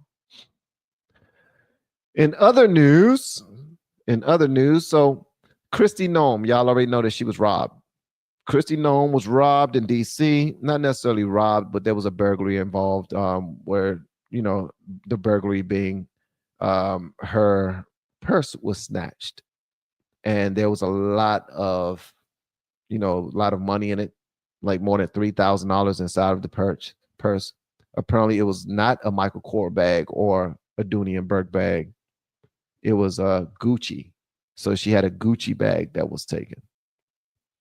Let me see. Hey, thank you so much for this random daggone comment, Sir Galahad. I appreciate it, but I appreciate the random comment because you're talking about something that you love. Guys, we got 521 likes. Please run that up to 740. That would be absolutely phenomenal. If you're watching me on X, do me a favor and like this video and requote or repost. That would be dope. He said, my baby grandson loves music with a beat. We just played some Sugar Hill Gang. Please give me some funk we can play. I don't have any funk you can play. Like, I would say the whole 50 Cent album, Get Rich or Die Trying. How about that? That's still something that said the hip hop, the hippie to the hip hop, you don't stop. Now work it out, baby bubba to the boogie, the bang bang, the rhythm to the boogie, the beat. So that's what you're listening to with your grandson. Don't make no sense. You raising a gangster. You raising a gangster. All right, so 2 suspects arrested in theft of Kristi Noem's purse, officials say. 2 suspects have been arrested in connection with Homeland Security Secretary Kristi Noem's purse being stolen from a Washington, D.C. burger restaurant, a U.S. Secret Service official said Sunday evening. The big picture is a man was arrested Saturday in D.C., and a second defendant who is believed to be implicated in the same pattern of robberies and thefts was arrested today in Miami Beach, Florida, per an emailed statement from USSS spokesperson Anthony Googly. I don't know that dude, name, bro. I don't know that dude, man. So the bag that was reported stolen, Kristi Noem's bag that was taken from Capitol Burger Restaurant earlier this month, contained Noem's driver's license, a passport, DHS access badge, checks, medicine, makeup, and roughly $3,000 in cash. Ooh, $3,000 in cash. Mario Bustamante Leyva, I don't know that dude name.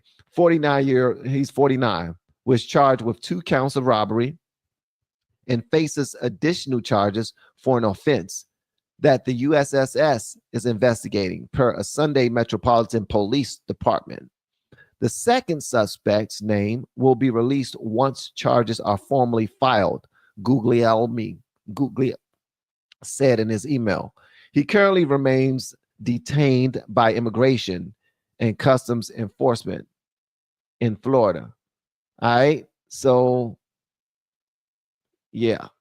Migrant detainees should be in El Salvador prison for the rest of their lives, Noem says. This is a picture of her right here, standing in front of, I don't know if this is a green screen or if she's actually at an El Salvadorian prison. I don't know, but it looks like she's in front of a green screen picture of El Salvadorian prisoners. The more than 200 migrants sent to a maximum security prison in El Salvador by U.S. immigration agents should stay there for the rest of their lives, Homeland Security Secretary Kristi Noem said Wednesday. Why this matters? Because Noem's remarks reflects the Trump administration's harsh approach to non-citizens it views as criminals or gang members. in this case, arresting and deporting them to a foreign maximum security prison without giving them a court hearing.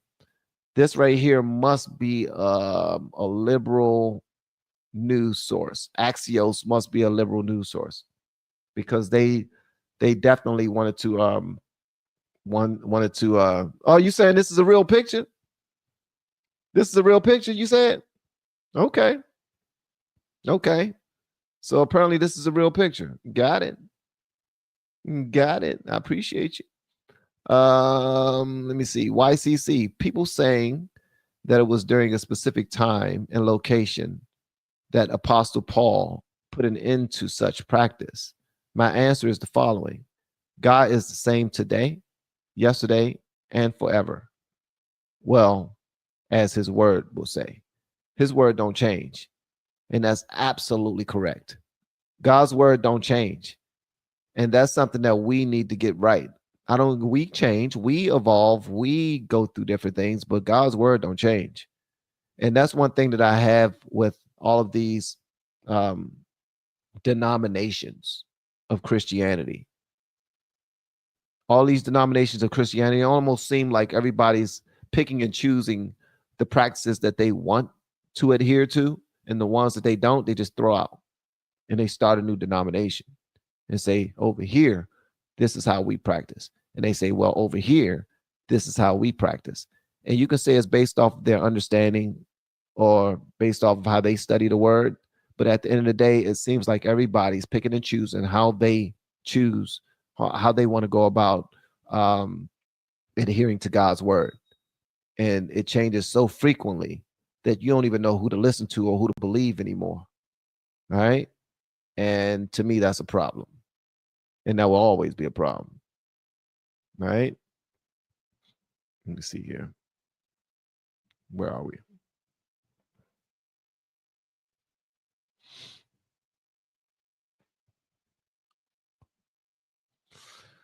When all else fails, everybody don't mind looking at a daggone newscaster.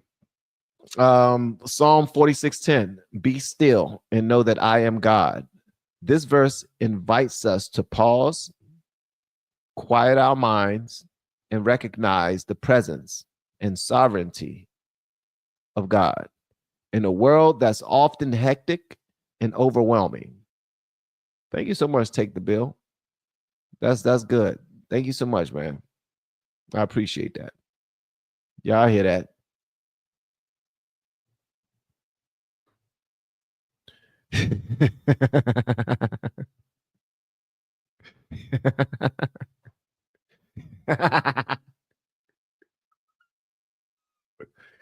Queens B, you're not going to do that today. You're not going to do that today.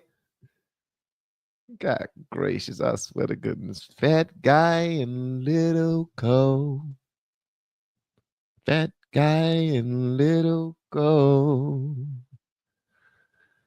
Jesus. You know what's wild?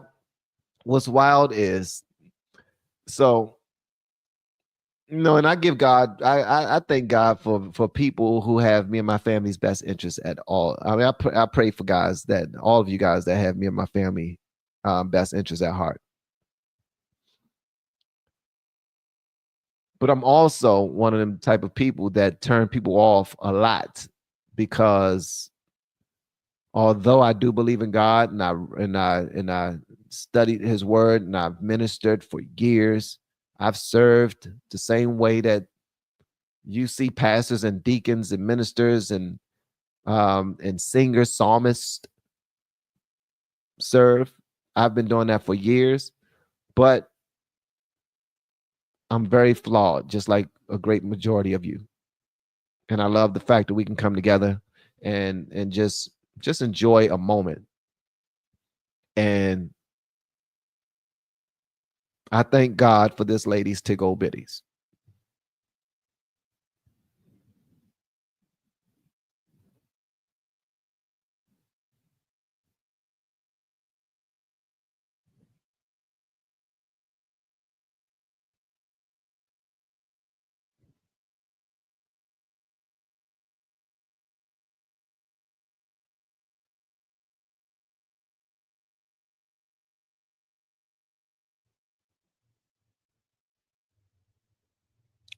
I knew I heard something.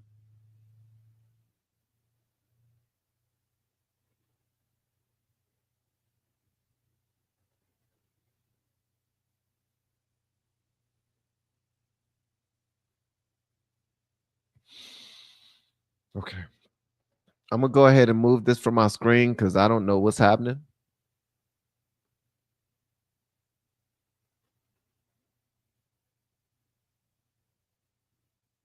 You know what? Let me go ahead and take this off my screen right here.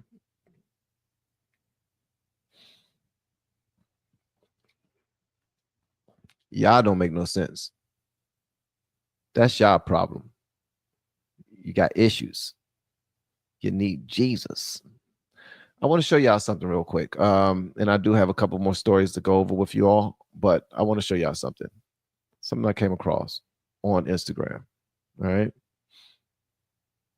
Yeah. And I thought it was absolutely phenomenal. Fat guy and little cold. Fat guy and little cold. Fat guy and little cold. Fat guy and little cold. All right, here we go. Excuse me. I want y'all to check out these old white geezers at a Bernie Sanders rally and listen to what they have to say about Trump and MAGA. Listen to what they have to say about y'all. You out here today to the Bernie Sanders rally? I don't like what's going on in our country right now. I'm just kind of disgusted by it. What's the biggest risk? Oh, gosh. What would you say, Dan? Well, I'll let you speak to that. I don't know. I don't really care for the language that's being spoken right now in the country. Can you give any examples of specific language?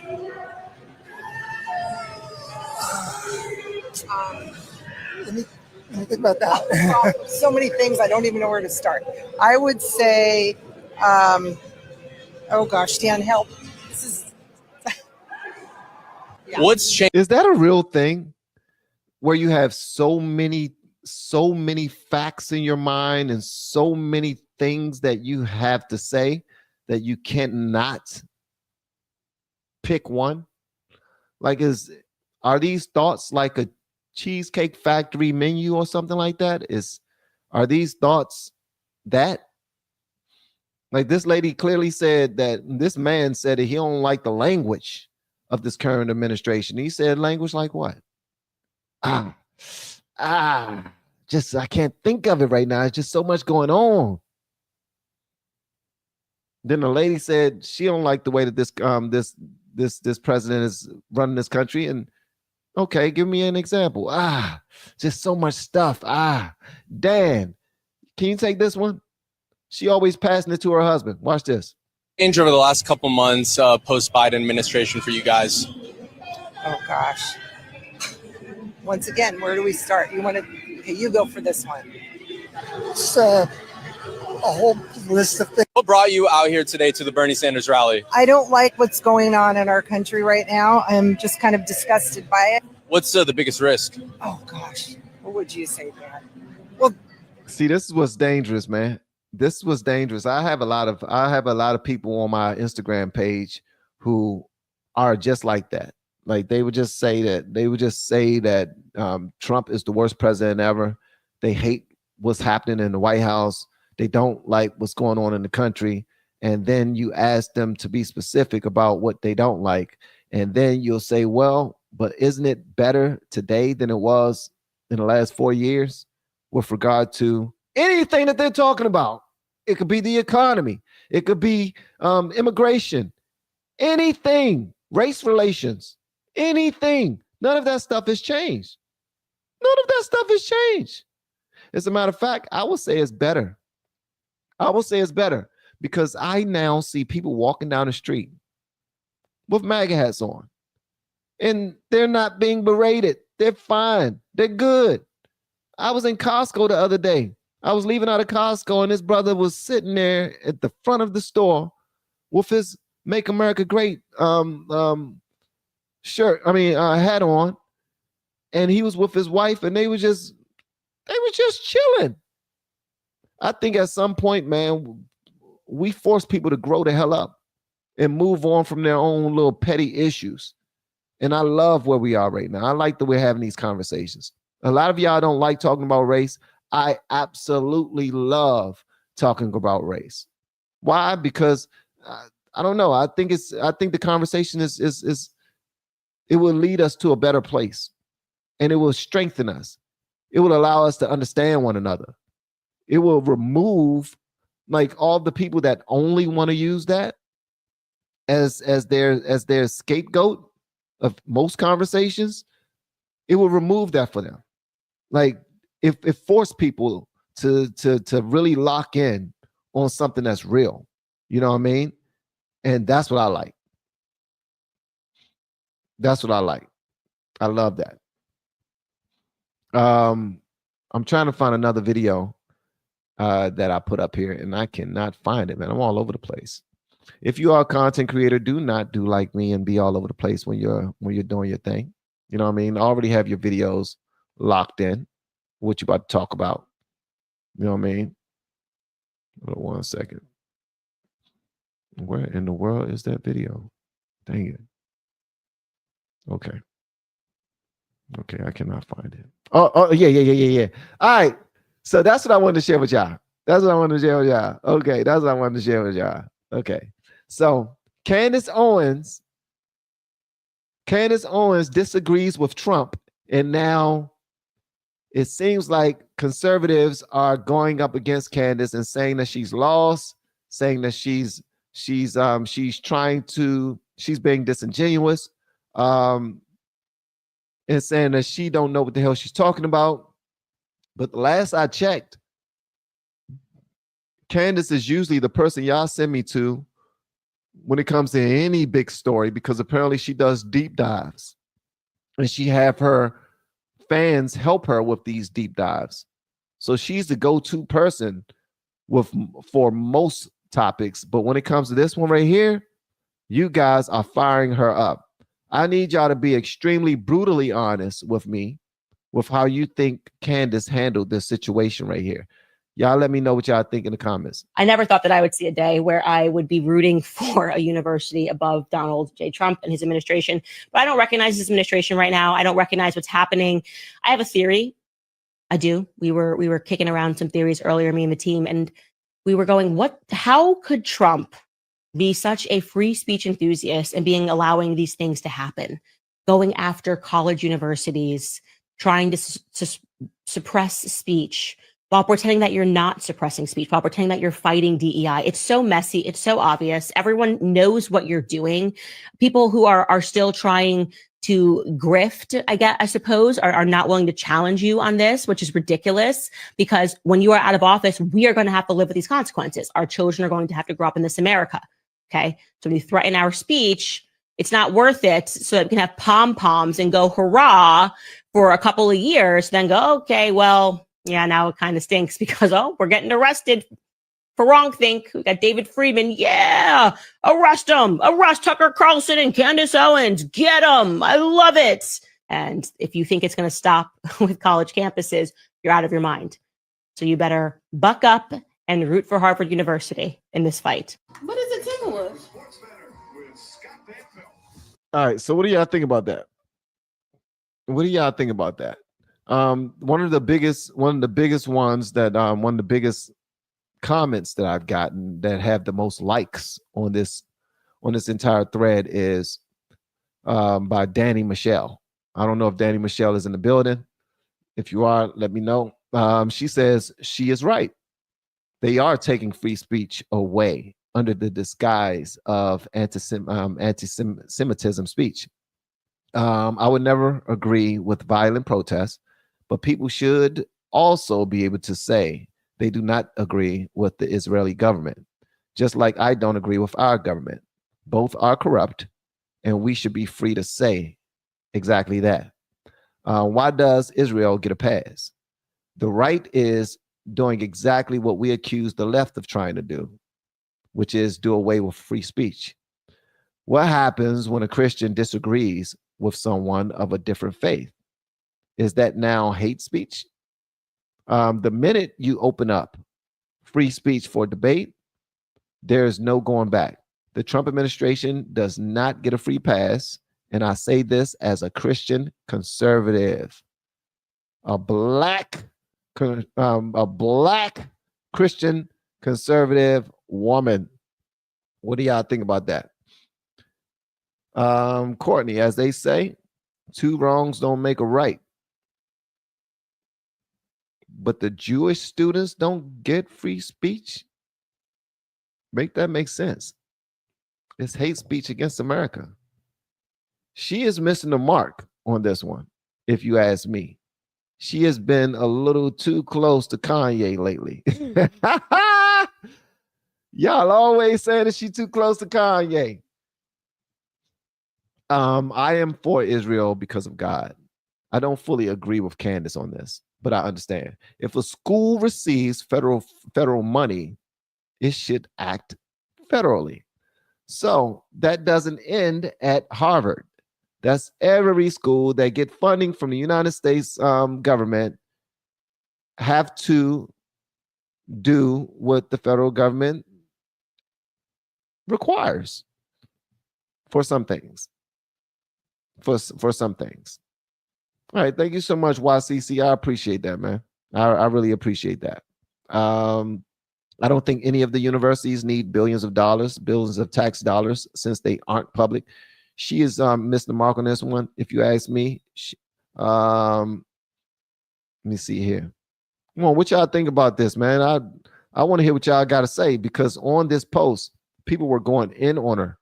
People were going in. Look at this one right here. It says violence isn't free speech. And most of those campus protests were violent, disruptive, and the vandalism, those are not free speech. They vandalized the schools. Where have you been? Please remove your head from your ass, because you're talking sugar honey iced tea. What? Yeah, they going in on a girl. You don't get to support terrorists and speak out against the U.S.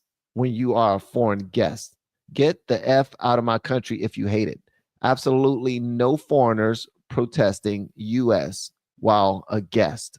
None. All right? So they're going back and forth. I really wanted to see what y'all had to say about this. These universities are getting massive amounts of money from foreign regimes. This is why the anti-USA rhetoric flows from them now. This is so crazy that so many people in here are not actually aware of what's happening as they criticize Candace. A lot of these people in these comments don't know about the carve out in free speech. Yeah, they going in, man. Let me see what y'all talking about over here. You shouldn't be here if you don't love America. I agree. Candace is on a roll of hating on Jews. A lot of people are going to disagree with me, but the country of Israel is not the Israel the Bible speaks of. I like that message, Sergeant Sweet Tea. I like that message, man. They're looking at the place. They're not considering everything. They're not considering everything that's in the actual Bible when it comes to that. The Bible speaks of real Jews and those that claim to be Jews. Do not be of this world. Traditions of men make void. Traditions of men make void the word of God. Okay, y'all are spitting. I don't agree with her. I don't agree with her. Suppressing the Jews with fear and riots are not free speech. There is no peace in this whatsoever. Okay. Thank you so much for your 5 pennies. I appreciate that. Take the bill. I really appreciate it, man. 500 pennies.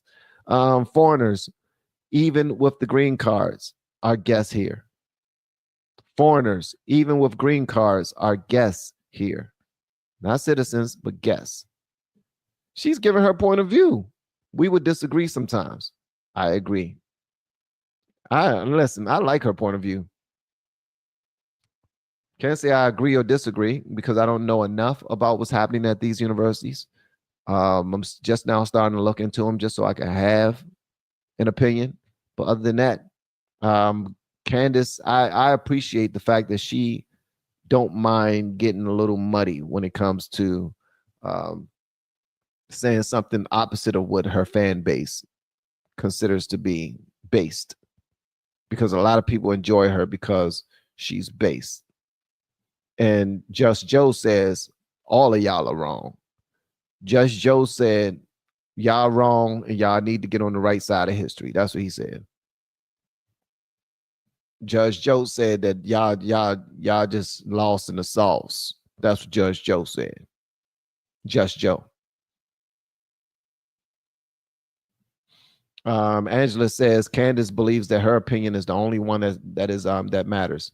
And guys, I don't know how many likes we have so far, but please run them joints up. Thank you so much. See what y'all have to say about Candace, man. Students are suing Harvard over this too. No one talks about it though. So what are the students suing? And okay, bratty girl. What are the students suing and saying? Are they suing so that they can? Are they on the side of Candace with regard to this whole thing?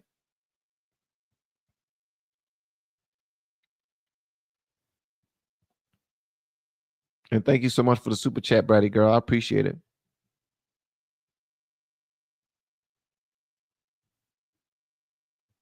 God stands with Israel, always has, always will, and I stand with God.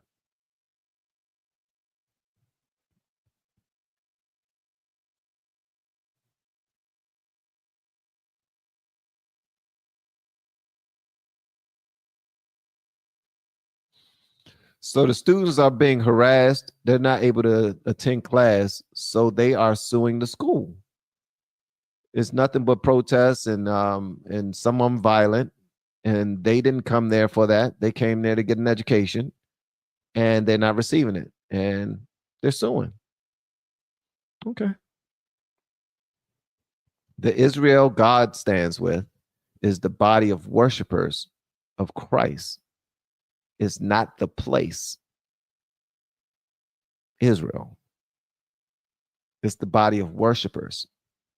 People who could put God first, people who understand God's law, people who respect and study, meditate on the Bible, on the Word of God. Those are the individuals that he's talking about. College is bull crap. Okay. All right. Yeah. All right. So let me see here. I appreciate y'all always participating in the conversations that we have. All right. And one of our other joints that have come up that I want to play for you guys is the DEA raids underground nightclub frequented by MS-13 in Colorado. More than 100 people were arrested. Holy moly. This is wow, bro. This is nuts. So more than 100 people were arrested right here. I want y'all to see this. Y'all let me know whatever y'all want me to know in the comments. And I appreciate y'all being so God-fearing and being willing to share information that has to do with the Lord and Savior Jesus Christ. Check this out. Hit the like button if you haven't already, gang.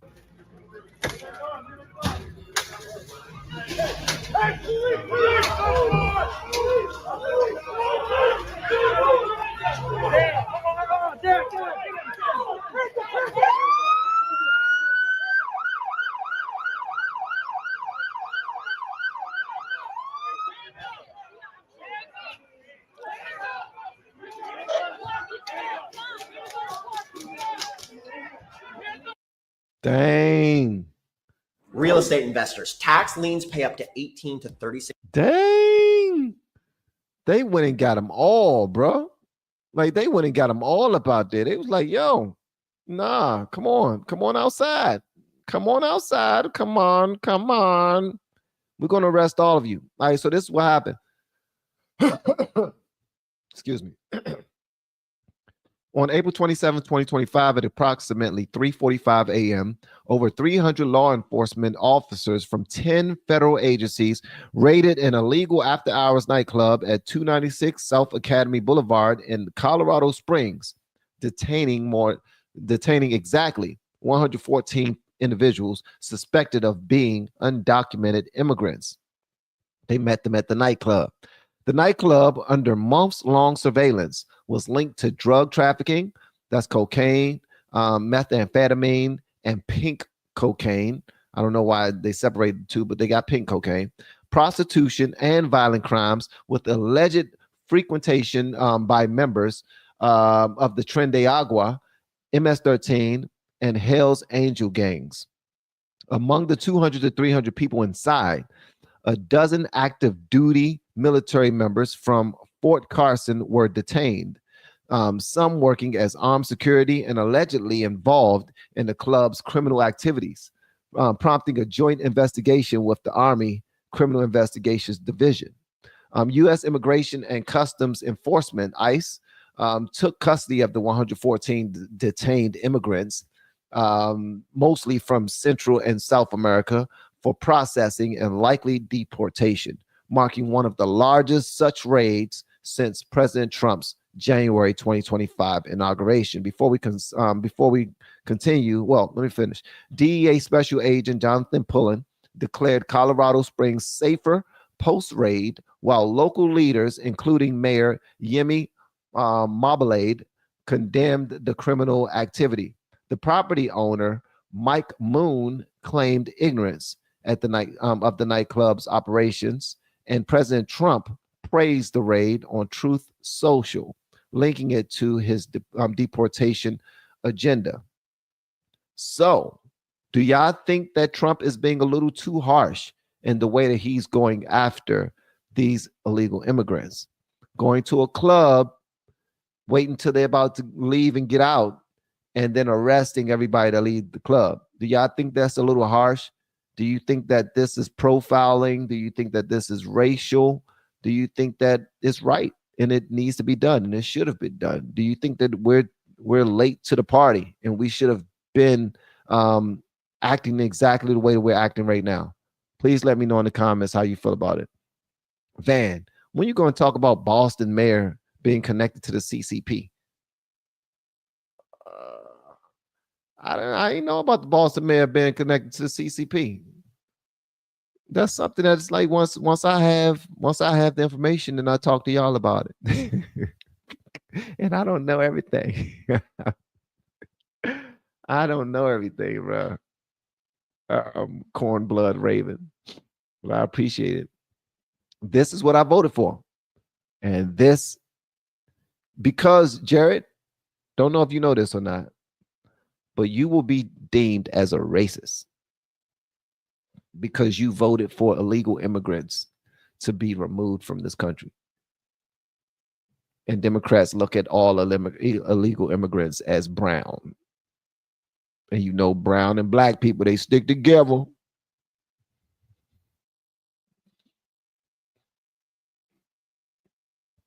I do need to get that nerve checked, Tyler. I do. This joint, you can see it still bother me, man.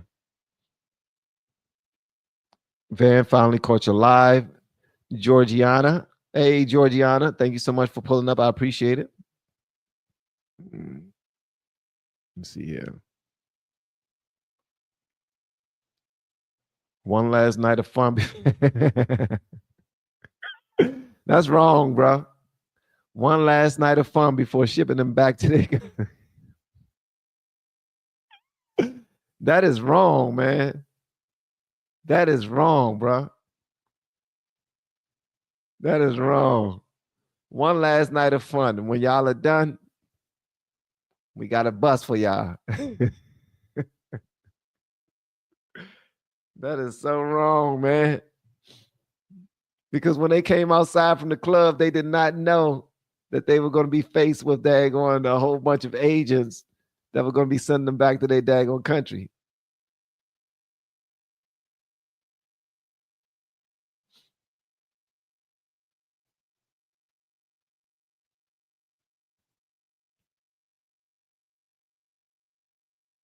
Oh, what's this?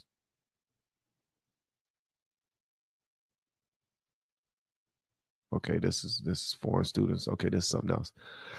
I see other things showing up on my computer and I'm out like, what in the world is this? Okay. All right. All right. So was that everything? Oh, no. We got one more. Okay. So nearly 800 illegal aliens were arrested in massive Florida ICE operation. 800? What the hell? 800? Bro, 800?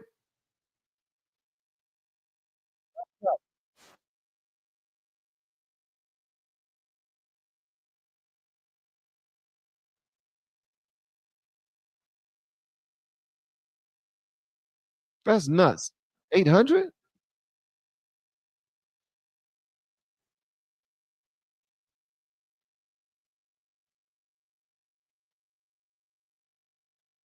Am I reading this right?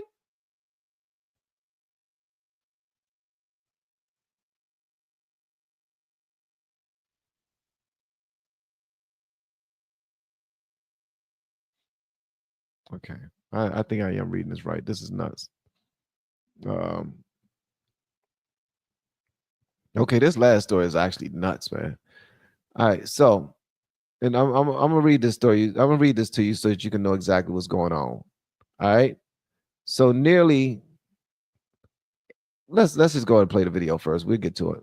We'll Here get in to Portage County, where we've had deputies who have come across the illegals, while in performance of their normal duties, and unfortunately, pre-Trump getting back in there, ICE had their hands tied to the point where our officers couldn't do their job. My deputies couldn't perform their duties, and for an example, we come back from Cochise County literally about a year and a half ago now, and I was down there with Sheriff Daniels, and I had my chief with me and my major, and we went down, and literally we weren't back here 48 hours.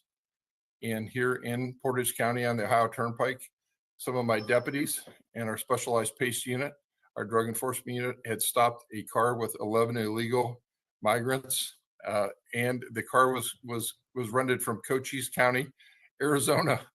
We hadn't been back, 48 hours from there. So I called Sheriff Daniels, and he said, "Please, Sheriff, keep them up there with you." And he said laughingly, "We got too many down here."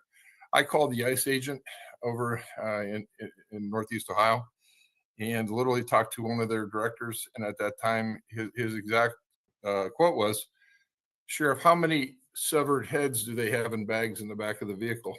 And I said, "What are you talking about?" He said, "Unless it's a heinous felony, we can't even send agents over there." So basically what we've done before, and before I became a sheriff, I was with the State Highway Patrol for 26 years, and we dealt with illegals and illegal aliens and people with green cards and all that stuff, and ICE. I've dealt with them for years. Basically, they weren't allowed to do their job. Now they can. I'm one of 3 in Ohio out of the 88 counties. I'm a little surprised some of my fellow sheriffs haven't jumped on board yet with this. Did y'all hear what he said? I don't know if y'all heard what he said. This dude said that they couldn't do anything about it. They couldn't stop them unless they had some idea of a heinous crime that was committed. So they asked how many severed heads was in the back of the truck that they stopped. That is absolutely insane, man. That's nuts. That's nuts.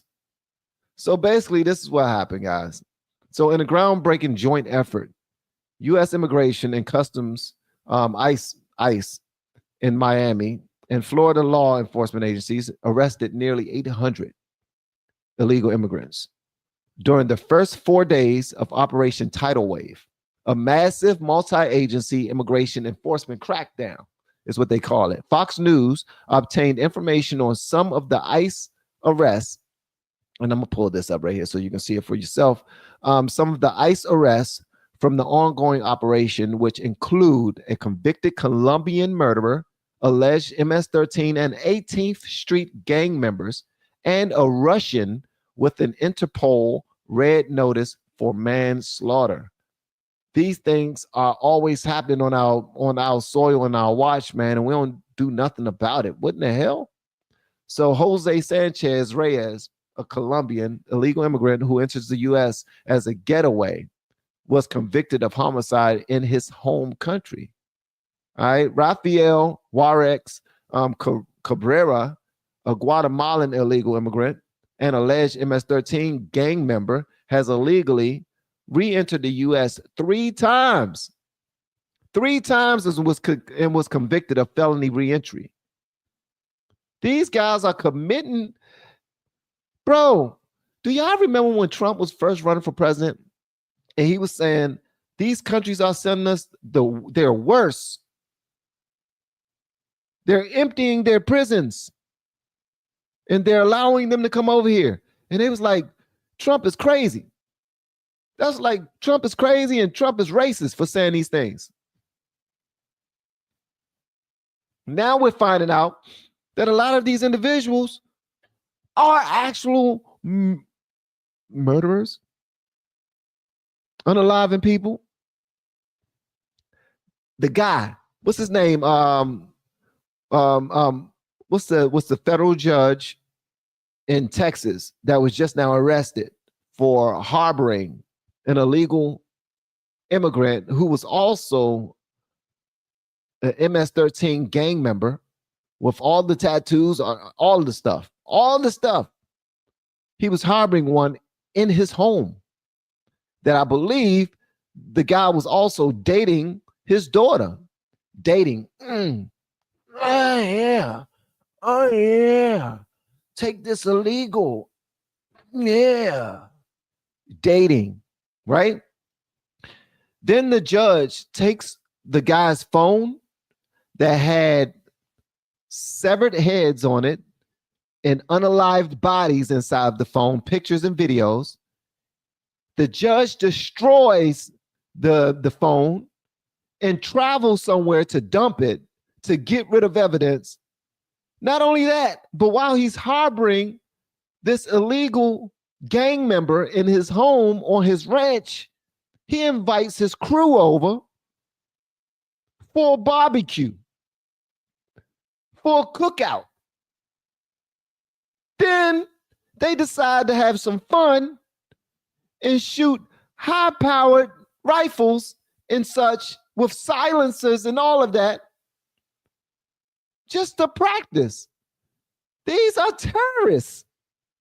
And a judge, a U.S. judge. Man, people do anything for the mighty dollar, bro. I promise you. All right, so Sava Kliskevsky, a Russian illegal immigrant, has an Interpol red notice out of Russia for vehicular manslaughter. Aaron Isaac Morzan, a Honduran illegal immigrant, is a known or suspected terrorist member of the 18th Street Gang and has allegedly re-entered the U.S. illegally 2 times. Operation Tidal Wave remains ongoing, and Florida continues to work with ICE to enhance President Trump's mass deportation agenda. Officials said Customs and Border Protection provided extraordinary support during the operation, which they claim was highly successful. Bruh, this is nuts, man. It's nuts, bruh. Van, I'm a fairly new subscriber, so I like to watch some of your older videos. Oh my God! Didn't I see you wearing the Montreal Expos ball cap? So awesome. Yes, I do have one. My son bought me that. My son, you know what I mean? My son, when I very first started wearing a whole lot of hats on my channel, my son was buying me those hats. He said I need to step up my swag a little bit. So he'll buy me something that look really nice. But Deester, thank you so much for being a part of what we're building over here. I really appreciate it. And thank you for your support. That's dope. All right. So officials said Customs and Border Protection provided extraordinary support during the operation, which they claim was highly successful. We appreciate our Department of Homeland Security partners, commitment to public safety, ICE wrote in a statement. So they didn't got a whole poop ton of people up out of here.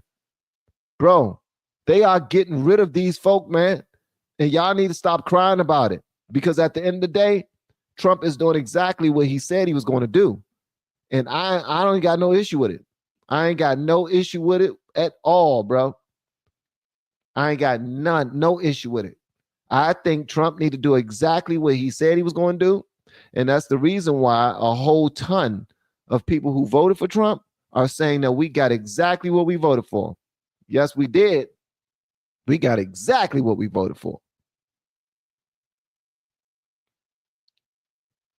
Know what I mean? So at the end of the day, all the people that believe that Trump is doing a poop job, and he's not a good president, and he's a fascist and a racist and all these things. Let me tell you something. Trump is not any of those things, and y'all need to let this man do his job, Jack. You understand what I'm saying? Some people, y'all picking up what I'm putting down. I know y'all picking up what I'm putting down. Trump be telling the truth. That's what I'm talking about. What's going on WTF for real? Shout out to MJ.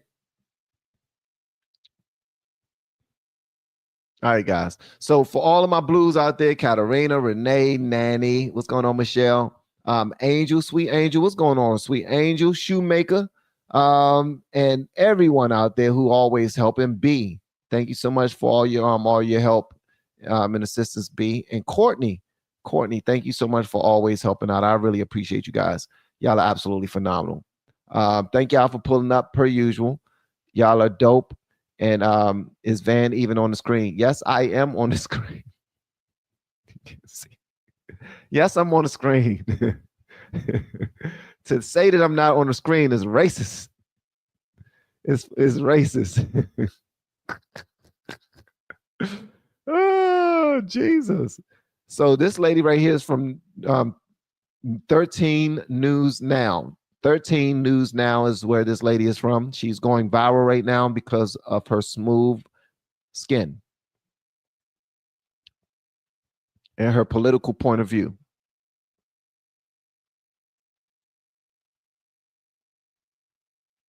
And because she loves Candace. But thank y'all again for pulling up. I really appreciate y'all. Everybody who submitted a super chat, thank you. And everybody who has purchased my YouTube course, I really appreciate you guys. If you haven't already, you're a content creator or looking to be one, make sure you check out our YouTube course that's in the descriptions. The very first link. Check out the YouTube course. You will not be, you'll be happy that you did. I'll just let you know that. All right. And for everybody who has submitted a super chat, again, thank y'all so much. And I will see you guys on the next live stream. Y'all have an amazing day. Peace. We have been helping people grow online. It has been absolutely amazing. We have helped many content creators get from zero to monetization in under 30 days. We even have a couple of these superstars who did it in 1 or 2 weeks. If you want to learn how to do YouTube, I don't care your age, I don't care what skills or talents you have. Trust me, I can help you do it effortlessly. Just reach out to me with the word coach and we can get it done. One more thing. We have a YouTube course that I just now created. I'm extremely proud of, and a lot of people are getting so much from. Purchase that course and work with us. You can join our private Facebook group and our daily group calls, which is 3 to 5 days per week, and you can learn so much more than you've ever learned before. I can't wait to hear from you. Love you. Peace.